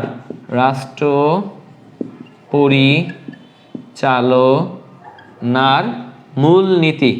কি নীতি রে ভাই? মূলনীতি। রাষ্ট্র পরিচালনার মূলনীতি। তার মানে এই যে প্রজাতন্ত্র, 1 নম্বরে কি দিয়ে হচ্ছে প্রজাতন্ত্র হচ্ছে 1 থেকে 7 নম্বরে আছে। 1 থেকে 7 নম্বরে কি? প্রজাতন্ত্র। তার মানে 1 থেকে 7 নম্বর অনুচ্ছেদ কি? প্রজাতন্ত্র। রাষ্ট্র পরিচালনার মূলনীতি যেটা রয়েছে এটা হচ্ছে 8 থেকে 25 এই হচ্ছে রাষ্ট্র পরিচালনার মূলনীতি। 3 নম্বর যে বিষয়টা রয়েছে তার মানে এই যে মনে হচ্ছে মৌলিক অধিকার। কি? মৌলিক অধিকার। তার মৌলিক অধিকার কত নম্বরে আছে? 3 নম্বর আছে। এটা কিন্তু ঢাকা বিশ্ববিদ্যালয় লাস্ট ইয়ার আসছে। হ্যাঁ সো এটা কিন্তু ইম্পর্টেন্ট। সো এটা মৌলিক অধিকার মৌলিক অধিকার কত? আমরা যদি দেখি 25 শেষ দিতে, তার মানে কি 26 থেকে 47।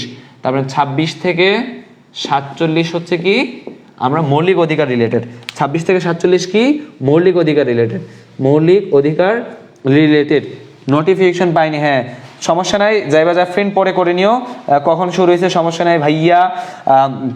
আচ্ছা, তো আজকের ক্লাসে আমরা এতক্ষণ পর্যন্ত কি কি আলোচনা করছি তোমরা আবার একটু রিভাইভ করি। প্রথম হচ্ছে সংবিধান প্রণয়নের ইতিহাসটা আলোচনা করেছি, 2 নম্বর হচ্ছে সংবিধান যে প্রণয়ন হইলো এই ইতিহাসটা হয়ে গেল, এটা প্রণয়ন কমিটিটা আলোচনা করেছি যারা তৈরি করেছে। 3 নম্বরে আমরা আলোচনা করেছি সংবিধানের সংখ্যাতত্ত্বের সংবিধান। 4 নম্বরে আমরা আলোচনা করেছি গণপরিষদ আর জাতীয় সংসদের পার্থক্য। 5 নম্বরে আমরা আলোচনা করেছি যে এই যে বিভিন্ন দেশের সংবিধান কেমন। তো আমরা এখন আলোচনা করছি সংবিধানের 11টা ভাগ সম্পর্কে। যারা নতুন আসছো, যারা নতুন জয়েন দিয়েছো তাদের জন্য আমি একটু রিভাইভ করে দিলাম। তো আমরা কিন্তু আজকে অনেক পড়ছি না, তো মনের, তারপরে আমরা সাথে নিয়মিত, তারপরে আমরা যদি দেখি নিয়মিত, নিয়মিত কি 4 নম্বরে হচ্ছে নির্বাহী বিভাগ। কি বিভাগ? নির্বাহী বিভাগ। নির্বাহী বিভাগটা কি? নিয়মিত। তার মানে নিয়মিত কি হবে? আমরা 48 থেকে 64, 48 থেকে 64। আচ্ছা, এটা কি নিয়মিত নির্বাহী বিভাগ। ও দিয়ে হচ্ছে আইন বিভাগ। কি বিভাগ? আইন বিভাগ। তার মানে এটা হচ্ছে 4 নম্বর না, 3 তো গেল 4, এটা হচ্ছে 4 নম্বর, এটা হচ্ছে 5 নম্বর। 5 কি? আইন। 5 হচ্ছে আইন, আইন বিভাগ হচ্ছে 5 নম্বর। তার মানে 5 নম্বর আমরা যদি আইন বিভাগ হচ্ছে 65 থেকে 93, 65 থেকে 93। আচ্ছা, আর 6 নম্বরে হচ্ছে বিচার বিভাগ। কি বিভাগ? এই যে বি দিয়ে হচ্ছে বিচার বিভাগ। কি বিভাগ? বিচার। তার বিচার তো লেখাই আছে, তার মানে এটা কত নম্বরে? কত নম্বরে আমরা দেখবো? 6 নম্বরে আমরা যদি দেখি 94 থেকে 117, 94 থেকে 117। সবাই আশা করি দেখতে পাচ্ছ, 94 থেকে 117, 94 থেকে 117 এক্স্যাক্টলি। হ্যাঁ 65 থেকে 93, হ্যাঁ 65 থেকে 93 আমি কি লিখছি? হ্যাঁ 65 থেকে 93 হচ্ছে, এটা হচ্ছে আইন বিভাগ। আর বিচার বিভাগ হচ্ছে 94 থেকে 117। আবার আছে আমরা 6 নম্বর দেখলাম, 5, 6, 7 নম্বর দেখবো নির্বাচন। কি 7 নম্বর? কি দেখো নির্বাচন লেখা আছে কিন্তু 7 নম্বর। 7 নম্বর কি? নির্বাচন। তার মানে নির্বাচন কত নম্বর? 7 নম্বর। এটা কত নম্বর? 118 থেকে 118 থেকে তার মানে 126। এবার কিন্তু নির্বাচন কমিশন নিয়ে প্রশ্ন আসবে। নির্বাচন কমিশনার কিন্তু আবার নিয়োগ হচ্ছে। তো নির্বাচন কমিশনটা কত কোন ভাগে আছে? 7ম ভাগে। তাহলে বাংলাদেশের সংবিধানের 7ম ভাগে নির্বাচন সম্পর্কে আলোচনা করা হয়েছে। এটা কিন্তু পরীক্ষা আসার মতো কোশ্চেন, ঠিক আছে? তার মানে এবার 8 নম্বরে দেখবো হিসাব সংরক্ষক। তার মানে কি 8 নম্বর হচ্ছে এখানে 8, তার মানে 8 নম্বর হচ্ছে মহা হিসাব রক্ষক। মহা হিসাব, মহা হিসাব অর্থাৎ সব হিসাব যার কাছে থাকে। মহা হিসাব আমরা যদি দেখি মহা হিসাব নিরীক্ষক। নিরীক্ষক, মহা হিসাব নিরীক্ষক কত নম্বরে? নিরীক্ষক। হিসাব নিরীক্ষক হচ্ছে আমরা যদি দেখি এটা ভাগ করে দিই, তার মানে এটা হচ্ছে 126 পর্যন্ত ছিল, 127, 127 থেকে 132, 127 থেকে 132। তারপর হচ্ছে কর্ম কমিশন। এটা কিন্তু যারা বিসিএস দেবেন তাদের জন্য অনেক ইম্পর্টেন্ট। তারপর 9 নম্বর কর্ম কমিশন। তার মানে কি? কর্ম কমিশন। আমি 9 নম্বরটা একটু নিচে লিখি। 9 নম্বর কি? 9 নম্বর হচ্ছে কর্ম কমিশন। কি কমিশন? কর্ম বিভাগ। তারপরে সরকারের কি? কর্ম বিভাগ। কর্ম বিভাগ, কর্ম মানে কি? যারা হচ্ছে সরকারি চাকরিজীবী নিয়োগ দেয় প্রথম শ্রেণী। 133 থেকে, তার মানে 133 থেকে 141, 141 হচ্ছে কি? কর্ম বিভাগ। আচ্ছা, এটা হচ্ছে 10 নম্বর। 10 নম্বর হচ্ছে সংশোধন। কি? সংশোধনীটি আমরা লিখে আছে, সংশোধনী আমি লিখে দিলাম, সংশোধনী। তার মানে 10 নম্বর কি? সংশোধনী। কত নম্বর থেকে কত নম্বর? এটা শুধু একটা মাত্র, এটা তো খুবই ইম্পর্টেন্ট, একটা মাত্র আছে, মাত্র কি? 142। তার মানে 142টা কি? সংশোধনী। আর বাকি যেগুলো আছে আমরা 11 নম্বরটা দেখি। 11 নম্বর হচ্ছে 143 থেকে 153 পর্যন্ত, এটা হচ্ছে বাকি সবগুলা। তো আমরা সবাই লিখতে পারছো? আমি এখন বোঝাই দেব। সবার লেখা তোলা ডান লিখো। ভাইয়া আমি আজ আপনার প্রথম ক্লাস করলাম। হ্যাঁ আমি খুব বাজে বলে, থ্যাংক ইউ ক্লাস করার জন্য। ভাইয়া আমি আপনার অফলাইন ক্লাস করেছি, থ্যাংক ইউ। মনের আকাশ, মনের আকাশ নাম। আচ্ছা, সো সবাই কি তোলা হয়েছে? একটু কমেন্ট করে জানো। 4 নম্বরটা, 4 নম্বর হচ্ছে নির্বাহী বিভাগ 48 থেকে 64। সবাই তোলানো হলে আমাকে বলো, আর কোনো না বুঝতে বলে আমাকে জানাও। 4 নম্বর হচ্ছে নির্বাহী বিভাগ 48 থেকে 64। আমি প্রত্যেকটা ধরে ধরে একদম খাওয়ায়া বোঝায়া গোলায়া দিব, কোনো সমস্যা নেই। হ্যাঁ 4 নম্বরটা বললাম তো বাবা। আচ্ছা, আর কেউ সবাই কি তোলা হয়েছে কিনা আমাকে একটু ডান লিখো তোলা হইলে, তার মানে আমি বোঝাই দিব। তোলাই হওয়ার পরে আমি বোঝাই দিব। হ্যাঁ 6 নম্বরটা কি ভাইয়া? 6 নম্বরটা কই? আমরা 6 নম্বর দেখি 5 নয়। এই যে 6 নম্বর হচ্ছে বিচার বিভাগ। কি বিভাগ? বিচার বিভাগ। কি বিভাগ? 94 থেকে 117। 6 নম্বর হচ্ছে বিচার বিভাগ। ডান ওকে, খুব ভালো ক্লাস আছে, থ্যাঙ্কস। আচ্ছা ভাইয়া কিছু তুলতে পারি না, নেট প্রবলেম, সমস্যা না, পরে তুলে নিও। ওকে ডান, থ্যাংক ইউ। এবার আমি বুঝাই দিই। দেখো, বাংলাদেশের সংবিধানটা ভাগ করা হয়েছে 11টি ভাগে, এবং সেই 11টি ভাগে কোন ভাগে কি আলোচনা করা হয়েছে সেটি আমার এখন আলোচনার বিষয়। প্রথম যে ভাগটি রয়েছে প্রজাতন্ত্র, অর্থাৎ আমরা সাধারণত বলি যে এই প্রজাতন্ত্রের ভাষা কি হবে, বাংলা ভাষা হবে। প্রজাতন্ত্রের প্রতীক কি হবে, প্রজাতন্ত্রের সঙ্গীত কি হবে, সবকিছু কিন্তু সংবিধানে আছে। অর্থাৎ সংবিধানের 3 নাম্বার যে অনুচ্ছেদ রয়েছে সেখানে কিন্তু রয়েছে যে কি আছে, যে সবকিছু উল্লেখ রয়েছে। সংবিধানে 1 থেকে 7 পর্যন্ত আমরা যদি দেখি, প্রত্যেকটা ভাগে কিন্তু তোমার কি রয়েছে, উল্লেখ রয়েছে কোন ভাগে কিভাবে আলোচনা হয়েছে। তোমরা যারা যারা দেখছো, তো আরো যারা কমেন্ট করতেছো, দেখি কমেন্ট কে করতেছো। হ্যাঁ, থ্যাংক ইউ যারা যারা ডান লিখছো। আমি দেখি আর কেউ কমেন্ট করতেছে কিনা। আমি কমেন্টগুলো পড়ি একটু, দেখি তোমরা যারা কমেন্ট করতেছো। মোবাইলটা নিচ থেকে আমি দেখতেছি। সো এই হচ্ছে বিষয়, যে কমেন্টগুলো তোমরা সবাই যারা যারা একটু কমেন্ট করবা, যারা যারা দেখতেছো। সো এই হচ্ছে বিষয়, কমেন্টগুলো খুবই ইম্পর্টেন্ট তোমাদের জন্য, বুঝছো? সো কমেন্ট যদি করো তাহলে আমি বুঝতে পারবো যে তোমরা ক্লাসটা ঠিকঠাক দেখতেছো এবং পড়তেছো। সো এই হচ্ছে বিষয়, সবাই কমেন্ট করবা। সো এই হচ্ছে বিষয়। এখন এই যে সংবিধানের, আমরা যেটা বলছিলাম যে সংবিধানের যে 3 নম্বর অনুচ্ছেদে কি বলা হয়েছে, যে প্রজাতন্ত্রের ভাষা কি হবে, সংবিধানের 3 নম্বর অনুচ্ছেদ। এই জন্য আমাদের রাষ্ট্রভাষা কি, বাংলা। সংবিধানের 2 নাম্বার অনুচ্ছেদে কতে বলা হয়েছে আমাদের ধর্ম কি হবে, এটা এই জন্য আমাদের ধর্ম হচ্ছে জাতীয় বা রাষ্ট্রীয় ধর্ম ইসলাম। এবং সংবিধানের 5 নম্বর অনুচ্ছেদে বলা হয়েছে কি, যে আমাদের যে ঢাকা বাংলাদেশের রাজধানী হবে। সো এইভাবে কিন্তু আমরা সংবিধানের যে এই প্রথম 1 থেকে 7টা, এটার মধ্যে কি কি আছে আমরা আলোচনা করব। প্রথম একসাথে 7টার মধ্যে আছে আমাদের ভাষা কি হবে, আমাদের দেশের নাম কি হবে, আমাদের দেশের জাতীয় প্রতীক কি হবে, জাতীয় সঙ্গীত কি হবে, জাতীয় প্রতিকৃতি কি হবে। তো সেই বিষয়গুলো প্রজাতন্ত্রের মধ্যে আলোচিত হয়েছে। তো ক্লিয়ার সবাই? প্রথম ভাগে কি আলোচিত, প্রজাতন্ত্র, মানে পুরামন, অনেকের পুরামন থাকে না, এই আছে। 2 নম্বর হচ্ছে রাষ্ট্র পরিচালনার মূলনীতি, 8 থেকে 25, অর্থাৎ একটা রাষ্ট্র কিভাবে পরিচালিত হয়, অর্থাৎ সমাজতন্ত্র, গণতন্ত্র, জাতীয়তাবাদ, ধর্মনিরপেক্ষতা। তো এই যে বিষয়গুলো হচ্ছে রাষ্ট্র পরিচালনার মূলনীতি, এটা হচ্ছে 2 নাম্বার ভাগে আলোচিত। তার মানে 1 নাম্বার কি, প্রজাতন্ত্র, আমরা জানি যে প্রতীকটতে কি হবে, এগুলা ব্লা বা ব্লা। আর 2 নাম্বার কি, রাষ্ট্র পরিচালনার মূলনীতি।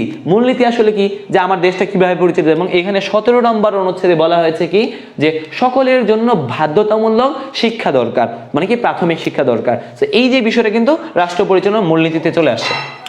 3 নম্বর বিষয়টা রয়েছে মৌলিক অধিকার, যে আমাদের যে ডক্টর শিরিন শারমিন চৌধুরী, উনি কিন্তু ডাক্তার না, ডক্টর মানে উনি একটা পিএইচডি করেছেন। তো আমাদের আইনের চোখে সবাই সমান, এটা কত নম্বর অনুচ্ছেদ একটু কমেন্ট করে জানাও তো। আইনের চোখে সবাই সমান। হ্যাঁ, আমাদের ক্লাস বলতে আসসালামু আলাইকুম ভাই, আমি নতুন পেজটি ঘুরেছিলাম, ভালো লাগলো, বিউপি ক্লাস নিন। হ্যাঁ ঠিক আছে, থ্যাংক ইউ। এই যে আইনের চোখে সবাই সমান, কত নম্বর অনুচ্ছেদ সবাই একটু কমেন্ট করে জানান। আইনের চোখে সবাই সমান, আইনের চোখে সবাই সমান, একটু কমেন্ট করে জানান, একটু কমেন্ট করেন যে আইনের চোখে সবাই সমান, এটা কত নম্বর অনুচ্ছেদ, দেখি কে পারেন। Exactly, very good MD Mamun. আর 27 নম্বর আর্টিকেল 27-এ বলা হয়েছে ইকুয়ালিটি বিফোর ল, অর্থাৎ আইনের চোখে কি সবাই সমান, অর্থাৎ সে ধনী হইলো না দরিদ্র হইলো, সে কি ছেলে না মেয়ে, সে কি হচ্ছে সুন্দর না কালো। তো এই যে বিষয়গুলো সবগুলো ব্যতি রেখে সে আমার কি, সে আমার রাষ্ট্রের নাগরিক। এই যে আইনের চোখে সবাই সমান, এই যে আর্টিকেলটি রয়েছে, সেই আর্টিকেলটির উপর ভিত্তি করে কিন্তু ডক্টর শিরিন শারমিন চৌধুরী পিএইচডি করেছেন। তার মানে কি একটা আর্টিকেল কত বড় স্টাডি করা যায়। তার মানে দেখো, সংবিধানে যে 153টা আর্টিকেল আছে সবগুলো পড়ার দরকার নেই, কিছু কিছু আর্টিকেল আমি দাগাই দিব তোমাদের গ্রুপে, তোমরা জিকে জিজ্ঞাসায় গ্রুপটা অ্যাড হয়ে নাও, যে তোমরা লিখলে চলে আসবে, এখানে আমি দিয়ে দিব, ওইগুলা পড়ে নিবা। এবং আমি যখন কালকে পরীক্ষার প্রশ্ন করব, দেখবো কে সবচেয়ে বেশি পায়। যাই হোক, তো আমরা রাষ্ট্র পরিচালনা মূলনীতি গেলাম। 3 নম্বর হচ্ছে মৌলিক অধিকার, অর্থাৎ আমার মানুষ হিসেবে আমার কি অধিকার, আমি কি খাদ্য, বস্ত্র, বাসস্থান, শিক্ষা, চিকিৎসা, এই যে এইগুলো ব্যতীত আমার যে মত প্রকাশের স্বাধীনতা, আমি স্বাধীনভাবে কথা বলতে পারবো কিনা। আর্টিকেল 39 অর্থাৎ 39 নম্বর অনুচ্ছেদে কিন্তু বলা আছে যে চিন্তা ও বিবেকের স্বাধীনতার কথা। তার মানে চিন্তা ও বিবেকের স্বাধীনতা আমার সংবিধানে আমাকে দিয়েছে, আমার সংগঠন করার সংবিধান যে স্বাধীনতা, এটাও আমার সংবিধান দিয়েছে। কোথায় দিয়েছে? মৌলিক অধিকারে। তারপরে আমরা 3টা ভাগ আলোচনা করলাম। প্রথম ভাগে কি, প্রজাতন্ত্র, অর্থাৎ সে দেশের নাম কি হবে, তারপর বিভিন্ন প্রতীক এগুলো। 2 নম্বর হচ্ছে আমার কি, রাষ্ট্র পরিচালনার মূলনীতি কি হবে। 3 নম্বরে আমরা পেয়েছি মৌলিক অধিকার, আমার অধিকারটা কি হবে সেটা হচ্ছে 3 নম্বরে। তার মানে 3 নম্বরে কি, মৌলিক অধিকার। 3 নম্বরে কি মৌলিক অধিকার। সবাই কি বুঝতেছেন? সবাই কি বুঝতেছেন? আমাকে একটু কমেন্ট করে জানান। আচ্ছা, 4 নম্বরে রয়েছে নির্বাহী বিভাগ। নির্বাহী মানে কি? সবাই একটু কমেন্ট, আমি কি খুব দ্রুত বলছি? একটু কমেন্ট করে জানান আমার কথা কি ঠিকঠাকভাবে শোনা যাচ্ছে, বোঝা যাচ্ছে কিনা, তাহলে তো বলবো না যে আপনারা বুঝছেন কিনা। সো এই যে বিষয়টা রয়েছে, হ্যাঁ জিজ্ঞাসা কই পাই নিত, হ্যাঁ আচ্ছা, তাহলে আমি পেজে লিঙ্ক দিয়ে দিব, সমস্যা নাই। আচ্ছা, সো নির্বাহী বিভাগটা কি? নির্বাহী বিভাগ হচ্ছে যে আমার যে যে দেশের মধ্যে শাসন হয়, এই শাসনটা চালায় কে? প্রধানমন্ত্রী, রাষ্ট্রপতি, এই যে ওনারাই কিন্তু নির্বাহী বিভাগ। তার মানে এই নির্বাহী বিভাগ নিয়ে কিন্তু আর্টিকেল কত, এটা হচ্ছে আমার এখানে 26 থেকে 47 মৌলিক অধিকার কথাবার্তা বলছে, চিন্তা, বিবেক, তারপর ধর্মীয় স্বাধীনতা, যে সম্পদ অর্জনের স্বাধীনতা, এগুলো আর কি। আর নির্বাহী বিভাগ 48 থেকে 64-তে বলছে কিভাবে দেশ, রাষ্ট্রপতির ক্ষমতা কতটুকু হবে, তারপর প্রধানমন্ত্রীর ক্ষমতা কতটুকু হবে, এটা হচ্ছে নির্বাহী বিভাগ। আর আমরা জানি একটা দেশের 3টা বিভাগ, একটা হচ্ছে আইন বিভাগ, বিচার বিভাগ, আর একটা হচ্ছে শাসন বিভাগ অথবা নির্বাহী বিভাগ। আমরা প্রথম কি নির্বাহী বিভাগ আলোচনা করলাম। তারপরে 5 নম্বরে কি আছে? আইন বিভাগ। অর্থাৎ বাংলাদেশ নামক রাষ্ট্রে একটি আইনসভা থাকবে এবং আইনসভার সদস্যরা যারা হচ্ছে 300 জন নির্বাচিত সদস্য রয়েছে, তারা হচ্ছে আইন তৈরি করবেন। এটা হচ্ছে আইন যে 5 নম্বর যে ভাগটি সেখানে বলা হয়েছে, অর্থাৎ হাউস অফ দ্য নেশন, অর্থাৎ আমাদের যে জাতীয় সংসদ রয়েছে এটা হচ্ছে হাউস অফ দ্য নেশন। এটা কিন্তু 65 থেকে 93 যে কি কি কাজ আছে, যে সংসদ সচিবালয়, এটাও কিন্তু আইন যে সবার মধ্যে বলা আছে। তারপরে 6 নম্বর, এটা কত, 65 থেকে 93, এটা কিন্তু মাথায় রাখিও। আর 6 নম্বর হচ্ছে বিচার বিভাগ। বিচার মানে কি? ধরো এই যে শাসন বিভাগ কাজটা করলো, কার কাজ করবে? এই যে নির্বাহী বিভাগ কাজ করবে, আইনটা তৈরি করে দিবে কে? আমার আইন বিভাগ। আইন বিভাগকে আমার জাতীয় সংসদ একটা আইন তৈরি করবে, নির্বাহী বিভাগ আইনটা হচ্ছে বাস্তবায়ন করবে। আর বিচার বিভাগ দেখবে আইনটা জনগণের, অর্থাৎ আমি একজন আমজনতা, ম্যাঙ্গো পিপল, আমার যে স্বার্থ রয়েছে এই স্বার্থের সঙ্গে এই আইনটা যাচ্ছে কিনা, অর্থাৎ এই যে আইনটা করলাম এই আইনটা কি আমার স্বার্থের সঙ্গে সঙ্গতিপূর্ণ কিনা, নাকি আমার যে স্বার্থের বাইরে যাচ্ছে, জনগণের স্বার্থের বাইরে যাচ্ছে। যদি বাইরে যায় তাহলে এটা দেখবে কে? বিচার বিভাগ। অথবা এই যে আমরা যে বিভিন্ন কনফ্লিক্ট সৃষ্টি হয় আমাদের মধ্যে, দ্বিধাদ্বন্দ্ব, মারামারি, ঘুষাঘুষি, আর আমি তো মারামারির জেলা থেকে আসি, সো তোমরা যারা যারা পড়াশোনা করবা না, নিয়মিত ক্লাস করবা না, তাদেরকে কিন্তু পুরা খুব প্রচুর মারা হবে আর কি। যাই হোক, তার মানে বুঝতে পারতেছো যে আমার জেলা কোনটা। যাই হোক, এই হচ্ছে অনেক আচ্ছা ঠিক আছে। আচ্ছা, সো এই বিষয় হচ্ছে সো আমি আমার জেলা কোনটা তোমরা বুঝিয়ে ফেলছো। যাই হোক, সো পড়াশোনা শিখতে হবে। সো এই যে মারামারি যে বিষয় যদি হয়, কোনো দ্বন্দ্ব হয়, কনফ্লিক্ট, এটা কে করবে? বিচার বিভাগ এটা সমাধান করবে। এটা কি বলছে? 94 থেকে 117 নম্বর অনুচ্ছেদে সংবিধানে বলা আছে যে সুপ্রিম কোর্ট নামে একটি উচ্চ বিচারালয় থাকবে, হাইকোর্ট থাকবে, হাইকোর্ট বেঞ্চের বিচারপতিকে মানে বয়স কত হবে, এইগুলো সব দেওয়া আছে। আচ্ছা, তারপরে আমরা আসি 7 নম্বরে। 7 নম্বর হচ্ছে নির্বাচন কমিশন। অর্থাৎ এই যে নির্বাচন হবে, বাংলাদেশে একটি স্বাধীন নিরপেক্ষ নির্বাচন কমিশন থাকবে। সেই নির্বাচন কমিশনটি হচ্ছে 118 থেকে 126 এই যে অনুচ্ছেদটি রয়েছে, সেই অনুচ্ছেদে কিন্তু কি রয়েছে?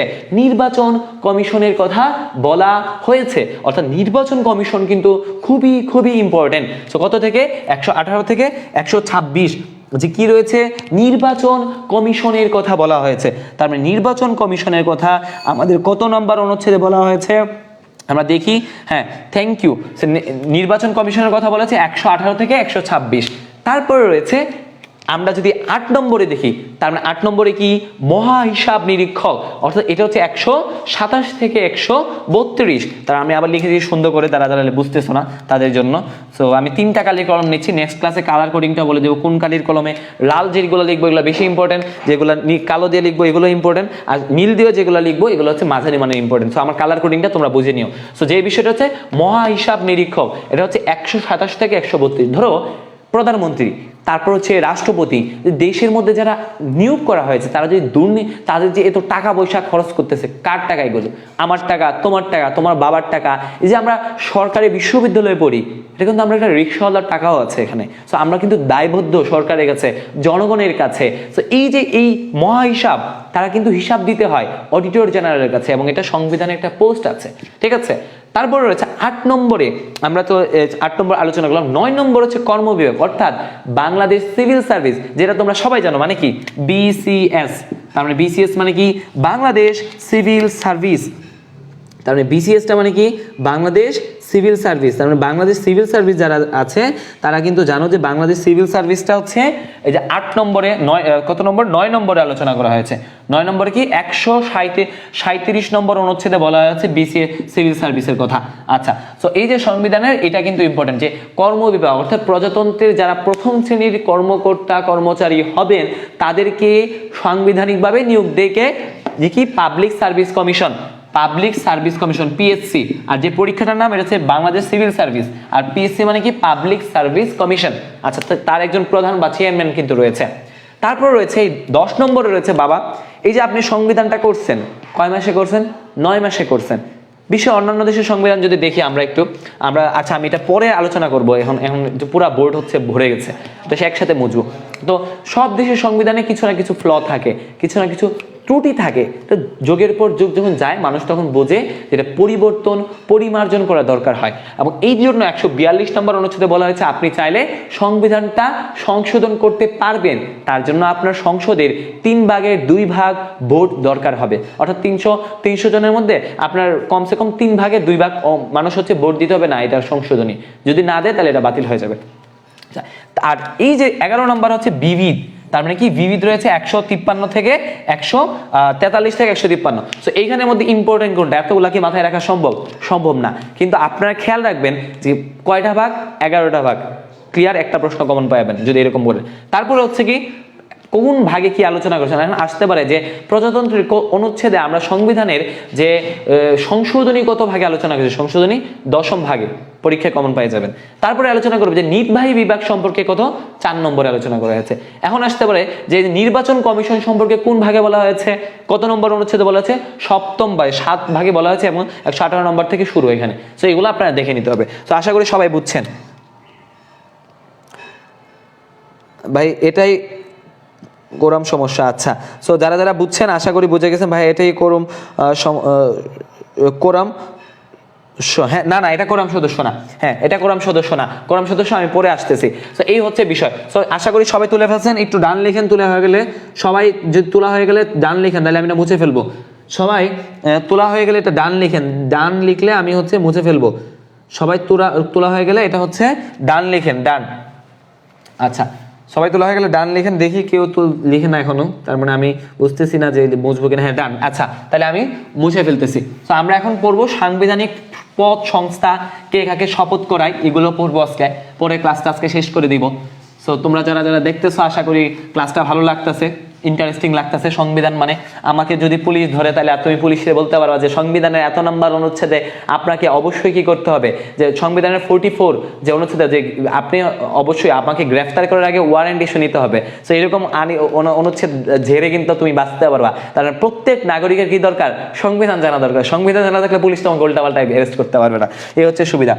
তো সংবিধানটা খুবই ইম্পর্টেন্ট ভাইয়া, খুবই ইম্পর্টেন্ট। আচ্ছা, এবার আমরা লিখবো কি যে সংবিধানের বিভিন্ন কি, আমরা জানি যে সংবিধানের বিভিন্ন সংস্থাগুলোর সম্পর্কে জানি এবং একজন আরেকজনকে কে কাকে শপথ বাক্য পাঠ করেন এটা কিন্তু তফসিলে আছে। সো আমরা লিখবো শপথ বাক্য, শপথ, এটা কিন্তু তফসিলে আছে। শপথ বাক্য কে কাকে পাঠ করান, শপথ বাক্য। আচ্ছা, প্রথমে আমরা একটা বক্স করে নিই। কি করে নিই? বক্স করে নিই। সবাই বক্সটা করে ফেলো। শপথ বাক্য কে কাকে পাঠ করায়, শপথ বাক্য। হ্যাঁ, শপথ বাক্য কে কাকে পাঠ করে, দুইটা হলে হবে। আচ্ছা, তো আমরা দেখি শপথ বাক্য প্রথম হচ্ছে রাষ্ট্রপতি। রাষ্ট্রপতি, রাষ্ট্রপতি কাকে পাঠ করায়? 3 জন এখানে ইম্পর্টেন্ট। একটা হচ্ছে রাষ্ট্রপতি, 2 নম্বর হচ্ছে স্পিকার, স্পিকার, 3 নম্বর হচ্ছে বিচারপতি। কি? বিচারপতি, প্রধান বিচারপতি। বিচারপতি না লিখে আমরা লিখবো কি প্রধান বিচারপতি, প্রধান বিচারপতি। এটা কিন্তু ইম্পর্টেন্ট আসে যে কে কাকে শপথ বাক্য পাঠ করেন, বিচারপতি। সো প্রধান বিচারপতি। আচ্ছা, প্রথমত রাষ্ট্রপতি কাকে পাঠ করায়? সো রাষ্ট্রপতি, তোমরা কি আইডিয়া আছে যে রাষ্ট্রপতি কাকে শপথ বাক্য পাঠ করায়? একটু কমেন্ট করে জানাতে পারো রাষ্ট্রপতি কাকে শপথ বাক্য পাঠ করান। আচ্ছা, ভেরি গুড। তার মানে আমরা লিখে ফেলি রাষ্ট্রপতি হচ্ছে প্রধানমন্ত্রীকে পাঠ করান। কাকে করান? প্রধানমন্ত্রী। প্রথম কি? প্রধানমন্ত্রী। তার মানে রাষ্ট্রপতি কাকে কাকে করান? প্রধানমন্ত্রী, প্রধান মন্ত্রী। তারপরে মন্ত্রী পরিষদ, মন্ত্রী পরিষদ, মন্ত্রী পরিষদ, মন্ত্রী পরিষদ। মন্ত্রী পরিষদের মধ্যে আমরা এখানে লিখতে পারি যে পুরা মন্ত্রী যেটা আছে, মন্ত্রী, মন্ত্রী পরিষদ মন্ত্রী লিখলে হবে। মন্ত্রী, ধরো মন্ত্রী পরিষদ, তার উপমন্ত্রী, ধরো উপমন্ত্রী, উপমন্ত্রী, প্রতিমন্ত্রী, সবগুলোকে পাঠ করে কে? রাষ্ট্রপতি। প্রতি মানে মন্ত্রী থাকলেই সব কি? রাষ্ট্রপতি, রাষ্ট্রপতি। তারপরে স্পিকার, আমাদের মহামান্য যে স্পিকার রয়েছে, স্পিকারকে স্পিকার, ডেপুটি স্পিকার, ডেপুটি আর লিখলাম না, ডেপুটি স্পিকারকে কে পাঠ করে? রাষ্ট্রপতি। তারপর প্রধান বিচারপতি, তারপরে কি? প্রধান বিচারপতি, প্রধান বিচারপতি। তারপরে আমরা জানি যে রাষ্ট্রপতি তিনজন ব্যক্তিকে আমরা মোটা দাগে যে মন্ত্রী, আমরা যে প্রধানমন্ত্রী, মন্ত্রী বা উপমন্ত্রী হোক, প্রতিমন্ত্রী হোক, সে মন্ত্রী থাকলে কি?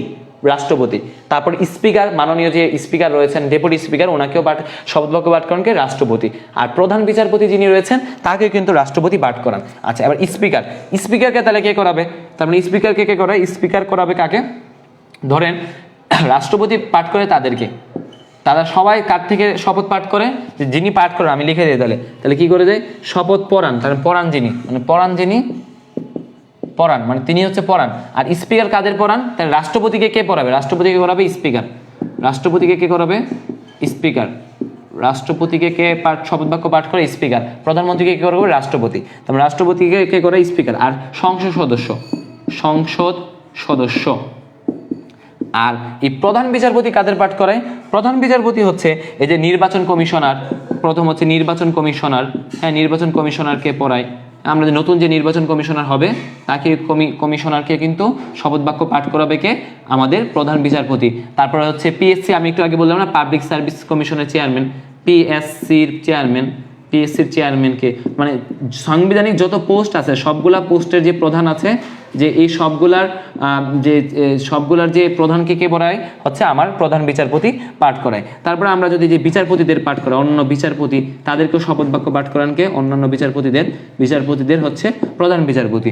অথবা আমরা যদি দেখি যে এখানে আরো যারা আছে মোটামুটি চেয়ারম্যানগুলা যারা আছে, যে হিসাব নিরীক্ষক, তাদেরকে আমরা যদি লিখি হিসাব নিরীক্ষক,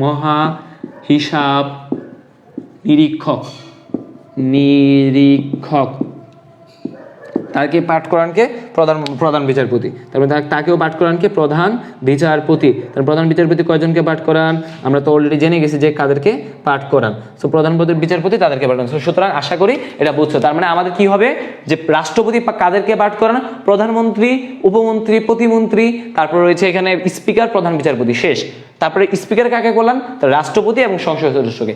এখন এই প্রধান বিচারপতি আবার কাকে বলেন? যে নির্বাচন কমিশনার, পিএসসি চেয়ারম্যান, বিচারপতিদের, অন্যান্য বিচারের হিসাব নিরীক্ষকদের, তো এই যে অন্যান্য যে যারা রয়েছে তাদেরকে কি করান? রাষ্ট্রপতি, যে প্রধান বিচারপতি করান। তো আশা করি এটা বুঝছো। আর আমরা দুইটা টপিক বাকি আছে, একটা হচ্ছে সাংবিধানিক পদ আর হচ্ছে সংস্থা। তো তোমরা কি আমি শেষ করে দিব না তোমরা থাকবা? বলো, শেষ করবো না দুইটা টপিক শেষ করবো? কোনটা বলো? তোমরা বলো, তোমাদের উপর নির্ভর করতেছে আমি নেক্সট দুইটা টপিক পড়াবো কি পড়াবো না। তো যাই হোক, আমি নেক্সট দুইটা টপিকে, ভাইয়া কাল কি ক্লাস হবে? এখন থেকে প্রত্যেকদিন নিয়মিত ক্লাস হবে, প্রত্যেকদিন নিয়মিত ক্লাস হবে ইনশাল্লাহ। আমি যদি বেঁচে থাকি টানা এক সপ্তাহ ক্লাস নেব। যাই হোক, তোমাদের আমি জিকে সিলেবাসটা পুরো কমপ্লিট করে দেবো ইনশাআল্লাহ। যাবো, আমরা এখন পড়বো কি? সাংবিধানিক পদ ও প্রতিষ্ঠান। তার মানে সাংবিধানিক প্রতিষ্ঠানগুলো লেখো। প্রথম লেখো প্রতিষ্ঠান, সাংবিধানিক প্রতিষ্ঠান, সাংবিধানিক প্রতিষ্ঠান। সবাই লেখো সাংবিধানিক প্রতিষ্ঠান, সাংবিধানিক প্রতিষ্ঠান। প্রতিষ্ঠানের মধ্যে কি আছে আমরা জানি? প্রথম লিখবা হচ্ছে জাতীয় সংসদ সচিবালয়। তার মানে কি? জাতীয় সংসদ। পরীক্ষা আসে নিচের কোনটি সাংবিধানিক প্রতিষ্ঠান? জাতীয় সংসদ সচিবালয়, সচিবরা যেখানে থাকেন, আচ্ছা, মানে জাতীয় সংসদে। তারপর রয়েছে তোমার প্রশাসনিক ট্রাইব্যুনাল। তারপরে প্রশাসনিক ট্রাইব্যুনাল যেটা, ওইটা কি? প্রশাসনিক ট্রাইব্যুনালের কথা কিন্তু সংবিধানে বলা হয়েছে, ট্রাইব্যুনাল। তার মানে প্রশাসনিক ট্রাইব্যুনাল কি? ট্রাইব্যুনাল। তার প্রশাসনিক ট্রাইব্যুনাল কি? ট্রাইব্যুনালটা কি? সাংবিধানিক পদ। হ্যাঁ, সবাই অনেকে কমেন্ট করতেছো ভাইয়া কয়টায় শুরু আপনার ক্লাস? আমার ক্লাস সাধারণত রাত্রেই হবে 10টার দিকে। আচ্ছা, তো তারপর হচ্ছে 3 নম্বর হচ্ছে লেখো নির্বাচন কমিশন।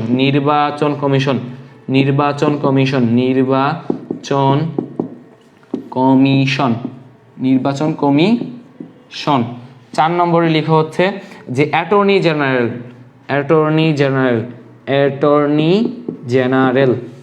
অ্যাটর্নি জেনারেল, এগুলো হচ্ছে সংবিধানে ওনাদের নামে ডাইরেক্ট আর্টিকেল আছে, হ্যাঁ। সো এগুলো হচ্ছে উল্লেখ করা আছে সংবিধানে। তারপর হচ্ছে মহা হিসাব রক্ষক, মহা হিসাব, এগুলো কিন্তু আমি অলরেডি বলছি, হিসাব নিরীক্ষক। সে এগুলো শুধু একটু মুখস্থ করে খাতার মধ্যে নোট করে ফেলবা। নিরীক্ষক, নিরীক্ষক, কালকে পরীক্ষায় যাতে সবাই ভালো পাও আমি এই জন্য সবাইকে নোট করে দিচ্ছি। তারপরে সরকারি কর্ম কমিশন, পিএসসির কথা বললাম না, সরকারি কর্ম কমিশন, তারপরে সরকারি কর্ম কমিশনও কি, এই যে 6টা বললাম, এই 6টা হচ্ছে সাংবিধানিক প্রতিষ্ঠান। সবাই লিখে ফেলো, এই যে 6টা বললাম, এই 6টা। এটা হবে কখন? কালকে এক্সাম হচ্ছে সন্ধ্যা 7টায়, ধরো এক্সাম হবে 7টা অথবা 9টা, আমি গ্রুপে বা হচ্ছে পেজেও ঘোষণা দিয়ে দিব। তো এই হচ্ছে কি জাতীয় সংসদ, প্রশাসনিক ট্রাইব্যুনাল, নির্বাচন কমিশন, যে অ্যাটর্নি জেনারেল, মহা হিসাব নিরীক্ষক, সরকারি কর্ম কমিশন। সো এই যে এই 6টা প্রতিষ্ঠান হচ্ছে সাংবিধানিক প্রতিষ্ঠান, অর্থাৎ সংবিধানে এই প্রতিষ্ঠানগুলোর কথা বলা হয়েছে। ঠিক আছে, আশা করি লিখে ফেলছো। সো আমি হচ্ছে তারপরে হচ্ছে লিখি সাংবিধানিক সংস্থা। তো সাংবিধানিক পদসমূহ, পদটা খুবই ইজি। সাংবিধানিক পদ সবাই খুব সুন্দরভাবে লিখবা। সাংবিধানিক পদটা লিখে ফেলো। প্রথম হচ্ছে কি রাষ্ট্রপতি, সাংবিধানিক পদটা আমি লিখে দিচ্ছি। সাংবিধানিক পদ, আমি সাংবিধানিক পদটা আমি লিখে দিচ্ছি সবাইকে। সাংবিধানিক পদ সবাই মনোযোগ দিয়ে লিখে ফেলো, সাংবিধানিক পদ। তারপরে 1 নম্বর হচ্ছে রাষ্ট্রপতি, কি রাষ্ট্রপতি। 2 নম্বরে কি প্রধানমন্ত্রী। পরীক্ষায় আসে নিচের কোনটি সাংবিধানিক সংস্থা নয়? তোমার আমি যদি বলি, বলো তো দুদক, নিচে এরকম আসবে, দুদক কি সাংবিধানিক সংস্থা? সবাই কমেন্ট করো, দুদক কি সাংবিধানিক সংস্থা? হ্যাঁ, লাইভ এক্সাম না, এক্সামটা হবে তোমার হচ্ছে, আমি লিঙ্ক দিয়ে দিব তোমাদের একটা অ্যাপসে, ওইখানেই তোমরা হচ্ছে পাবা। হ্যাঁ, সাংবিধানিক প্রতিষ্ঠান তো 4টি না, সাংবিধানিক প্রতিষ্ঠান যে 4টি রয়েছে, সাংবিধানিক প্রতিষ্ঠানের সঙ্গে আমি যেগুলো বললাম 4টা না, ইলেকশন কমিশন, কি দুর্নীতি দমন কমিশন, অ্যাটর্নি জেনারেল, পিএসসি, না আমি কি ঠিক বললাম? না, আপনি সাংবিধানিক সংস্থা, দুর্নীতি দমন কমিশন কোনো সাংবিধানিক সংস্থা না, এটা 2005 সালে আইন করে তৈরি করা হয়েছে। দুদক কোনো সাংবিধানিক সংস্থা না, এটা সবাই ভুল করে। সো এই হচ্ছে বিষয় না, এক্স্যাক্টলি। সো দুদক কোনো সাংবিধানিক সংস্থা না, আমি যেগুলো লিখছি ওইগুলো হচ্ছে সাংবিধানিক সংস্থা, একদম ওইগুলো লিখলে হবে। যে 6টা লিখলাম, অ্যাটর্নি জেনারেল আসলে সাংবিধানিক প্রতিষ্ঠান না, কিন্তু এটা আমরা লিখলাম। হ্যাঁ, সো 4টাই, যে 4টা লিখলাম ওইখানে প্রশাসনিক ট্রাইব্যুনাল, এটাও মোটামুটি প্রতিষ্ঠান ধরা যায় না। প্রশাসনিক ট্রাইব্যুনাল আর অ্যাটর্নি জেনারেল বাদে বাকি 4টাই প্রতিষ্ঠান, কিন্তু এই 2টা হচ্ছে এক্সট্রা আমি লিখে দিলাম, এগুলো আছে। প্রধান মন্ত্রী, সো প্রধানমন্ত্রী কি সাংবিধানিক একটা পদ। তারপর আমরা লিখবো অ্যাটর্নি জেনারেল, মানে অ্যাটর্নি জেনারেল আসলে কি? অ্যাটর্নি জেনারেল, বর্তমান অ্যাটর্নি জেনারেলের নাম কি? কে লিখতে পারবা বলো তো? বর্তমান অ্যাটর্নি জেনারেল নাম কি? অ্যাটর্নি জেনারেল, বর্তমান অ্যাটর্নি জেনারেল নাম কি? অ্যাটর্নি জেনারেল, দেখি কে লিখতে পারে। বর্তমান অ্যাটর্নি জেনারেলের নাম কি? অ্যাটর্নি জেনারেল, বর্তমান অ্যাটর্নি জেনারেলের নাম কি? অ্যাটর্নি জেনারেল হচ্ছে রাষ্ট্রের সর্বোচ্চ আইনজীবীকে বলছি আমি, কি সর্বোচ্চ আইনজীবী, উনি হচ্ছে অ্যাটর্নি জেনারেল, বর্তমান আইনজীবী। অ্যাটর্নি জেনারেল হচ্ছে কি সর্বোচ্চ আইনজীবী। সো এই হচ্ছে বিষয়। সো তারপর রয়েছে, আমরা যদি সংসদ সদস্যরা কি সাংবিধানিকভাবে উল্লেখ করা আছে। তারপর 5 নম্বরে যদি দেখি স্পিকার, ডেপুটি স্পিকার, ও ডেপুটি, হ্যাঁ ডেপুটি যিনি আছে তিনিও কিন্তু ডেপুটি স্পিকারও লিখে দিলাম, এটা স্পিকার, তিনিও কিন্তু সাংবিধানিক পোস্ট। তারপর 6 নম্বর যদি আমরা লিখি, সবাই দেখতে পাচ্ছ তো, আশা করি দেখা যাচ্ছে। হ্যাঁ, আমি আমিনুর রহমান, হ্যাঁ M Aminur Rahman, exactly M Aminur Rahman, Aminur Rahman, thank you. Atik Shahriar Shamim লিখেছে, তারপর লিখেছে হচ্ছে জাবেলা নোট, থ্যাংক ইউ। তো আমি এটা শেষ করে দিচ্ছি। স্পিকার, তারপর হচ্ছে নেপাল হচ্ছে, এটা কিন্তু এখনো কোনোভাবেই কার্যকর হয়নি কোনোভাবেই। সো নেপালটা কিন্তু 77 নম্বর অনুচ্ছেদে মনে বলা হয়েছে সংবিধানের, কিন্তু এটা কখনো বাংলাদেশ ইতিহাসে কোনো নেপাল নিয়োগ নেওয়া হয়নি। তো 7 নম্বর হচ্ছে এমনি দিছে মনে হয় দেওয়ার জন্য। তারপর হচ্ছে প্রধান বিচারপতি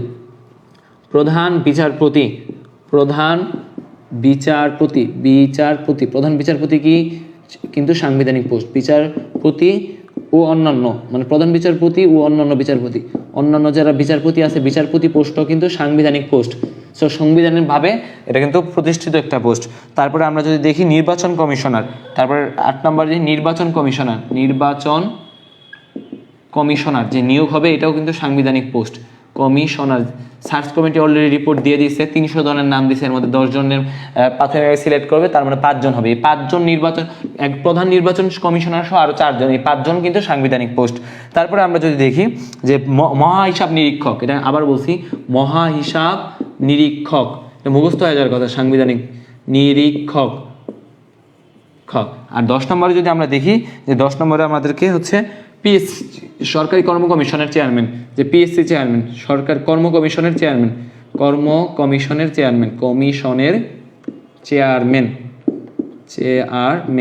সো এই যে আমি 10টা পোস্ট বললাম, এই 10টা পোস্ট হচ্ছে সাংবিধানিক পোস্ট।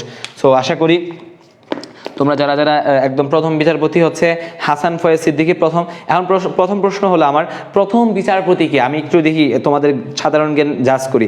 বাংলাদেশের প্রথম বিচারপতিকে, বাংলাদেশের প্রথম বিচারপতি, প্রধান বিচারপতিকে দেখি কে পারো? বাংলাদেশের প্রথম প্রধান বিচারপতিকে ভাইয়া নেপাল। কি নেপাল মানে হচ্ছে একটা পোস্ট ক্রিয়েট করা হয়েছিল যে সে হচ্ছে রাষ্ট্রের ভালো খারাপ কিছু একটা দেখবে, কিন্তু এটা কখনো কার্যকর হয়নি। সায়েম, হ্যাঁ এক্স্যাক্টলি, বিচারপতি সায়েম। এখন আরেকটা প্রশ্ন তোমাদের উদ্দেশ্যে, এটা শেষ প্রশ্ন, বাংলাদেশের প্রথম সাংবিধানিক রাষ্ট্রপতিকে? বাংলাদেশের প্রথম সাংবিধানিক রাষ্ট্রপতিকে? হ্যাঁ বিচারপতি সায়েম, ভেরি গুড। হ্যাঁ বিচারপতি ASM সায়েম এরকম আছে। বাংলাদেশের প্রথম সাংবিধানিক রাষ্ট্রপতিকে? বাংলাদেশের প্রথম, হ্যাঁ সায়েম সিদ্দিকী, ভেরি গুড। সায়েম, জুবেলাস, জাফরিন দুইজনে আনসার করেছো। বাংলাদেশের প্রথম সাংবিধানিক রাষ্ট্রপতি কে? লিখো তোমরা দেখি কে পারো। বাংলাদেশের প্রথম সাংবিধানিক রাষ্ট্রপতি জিয়াউর রহমান। মাইর খাবা জুবেলা, তোমারে নিয়ে মারবো আমি, বুঝছো? জুবেলানো, তুমি জিয়াউর রহমান প্রথম সাংবিধানিক রাষ্ট্রপতি বানাই দিছো, তোমার তো জেলে দেওয়া উচিত। হ্যাঁ আতিক শাহরি লেখছেন নজরুল ইসলাম, তুমিও মাইর খাবা। নজরুল ইসলাম না সাংবিধানিক, কিন্তু প্রথম অস্থায়ী রাষ্ট্রপতি। দেখি আর কে পারো, আমি আর 2 মিনিট 1 মিনিট টাইম দিলাম, দেখি এই 1 মিনিটের মধ্যে কে পারে। ট্রাই করো, অ্যাটলিস্ট উল্টাপাল্টা একটা নাম লিখো, অ্যাটলিস্ট। Very good. আর কেউ লিখতেছে না, যাই হোক। আচ্ছা দেখো, সংবিধান হওয়ার পরে যিনি প্রথম রাষ্ট্রপতি হয় তিনি হচ্ছে সাংবিধানিক রাষ্ট্রপতিকে গুগল সার্চ করে লিখো না। আশা করি আজকের ক্লাসটা সবাই বুঝতে পারছো। ক্লাসটা নোট করবা, নোট করে সবাই হচ্ছে জিকে জিজ্ঞাসা গ্রুপে দিবা ইনশাল্লাহ। নিচে লিখবা হচ্ছে লেকচার বাই আমার নাম লিখবা, আর প্রিপেয়ার্ড বাই তোমার নাম লিখবা, মানে তুমি যে লিখে ছবি তুলে গ্রুপে পোস্ট করে দিবা। এবং সেটা হ্যাঁ দুধ ছিল বিদেশে, হ্যাঁ দুধ ছিল বিদেশে, হ্যাঁ আপনি নামটা বলেন না কেন? হ্যাঁ বিচারপতি আবু সাইদ চৌধুরী, বিচারপতি কি আবু সাইদ চৌধুরী। জাফরিনাদের 9 তালাতে ধাক্কা দা ফেলা, দুধ ছিল কি বিদেশে দুধ ছিল, হ্যাঁ এক্স্যাক্টলি বিচারপতি আবু সাইদ চৌধুরী। তার নামটা মনে আসতেছে, মানে পেটে আসতেছে, মুখে আসতেছে না। যাই হোক আশা করি ভাই আপনার নাম কি? আমার নাম হচ্ছে রাইহান। আমার নাম কি? হ্যাঁ আমার নাম হচ্ছে রাইহান এয়ার খান। আমার পেজও আছে, সমস্যা নাই। আমি প্রতিনিয়ত তোমরা আমাকে দেখবা, তোমরা জিজ্ঞাসা গ্রুপে থাকবা, আমি গ্রুপের লিঙ্ক দিয়ে দিচ্ছি, এখানেই দিয়ে দিব। ওকে সবাই ভালো থাকো, সুস্থ থাকো। আশা করি আজকের ক্লাস অনেক এনজয় করছো। নেক্সট ক্লাস ইনশাল্লাহ আমি সামনে তোমাদের হঠাৎ সারপ্রাইজ চলে আসবো। তোমাদের বন্ধু বান্ধবীদের এই গ্রুপে তোমরা ইনভাইট করতে পারো, যাতে করে তারা এই গ্রুপের বিভিন্ন ক্লাসগুলো পায়। ইনশাল্লাহ আমি পুরো জিকে সিলেবাস শেষ করে দিব। যাই হোক আমি তোমাদের সঙ্গে আছি, তোমাদের রাইহান ভাইয়া। ততদিন তোমরা ভালো থাকো, সুস্থ থাকো। কালকে পরীক্ষার জন্য সবাই দুমায়া প্রিপারেশন নাও। আসসালামু আলাইকুম।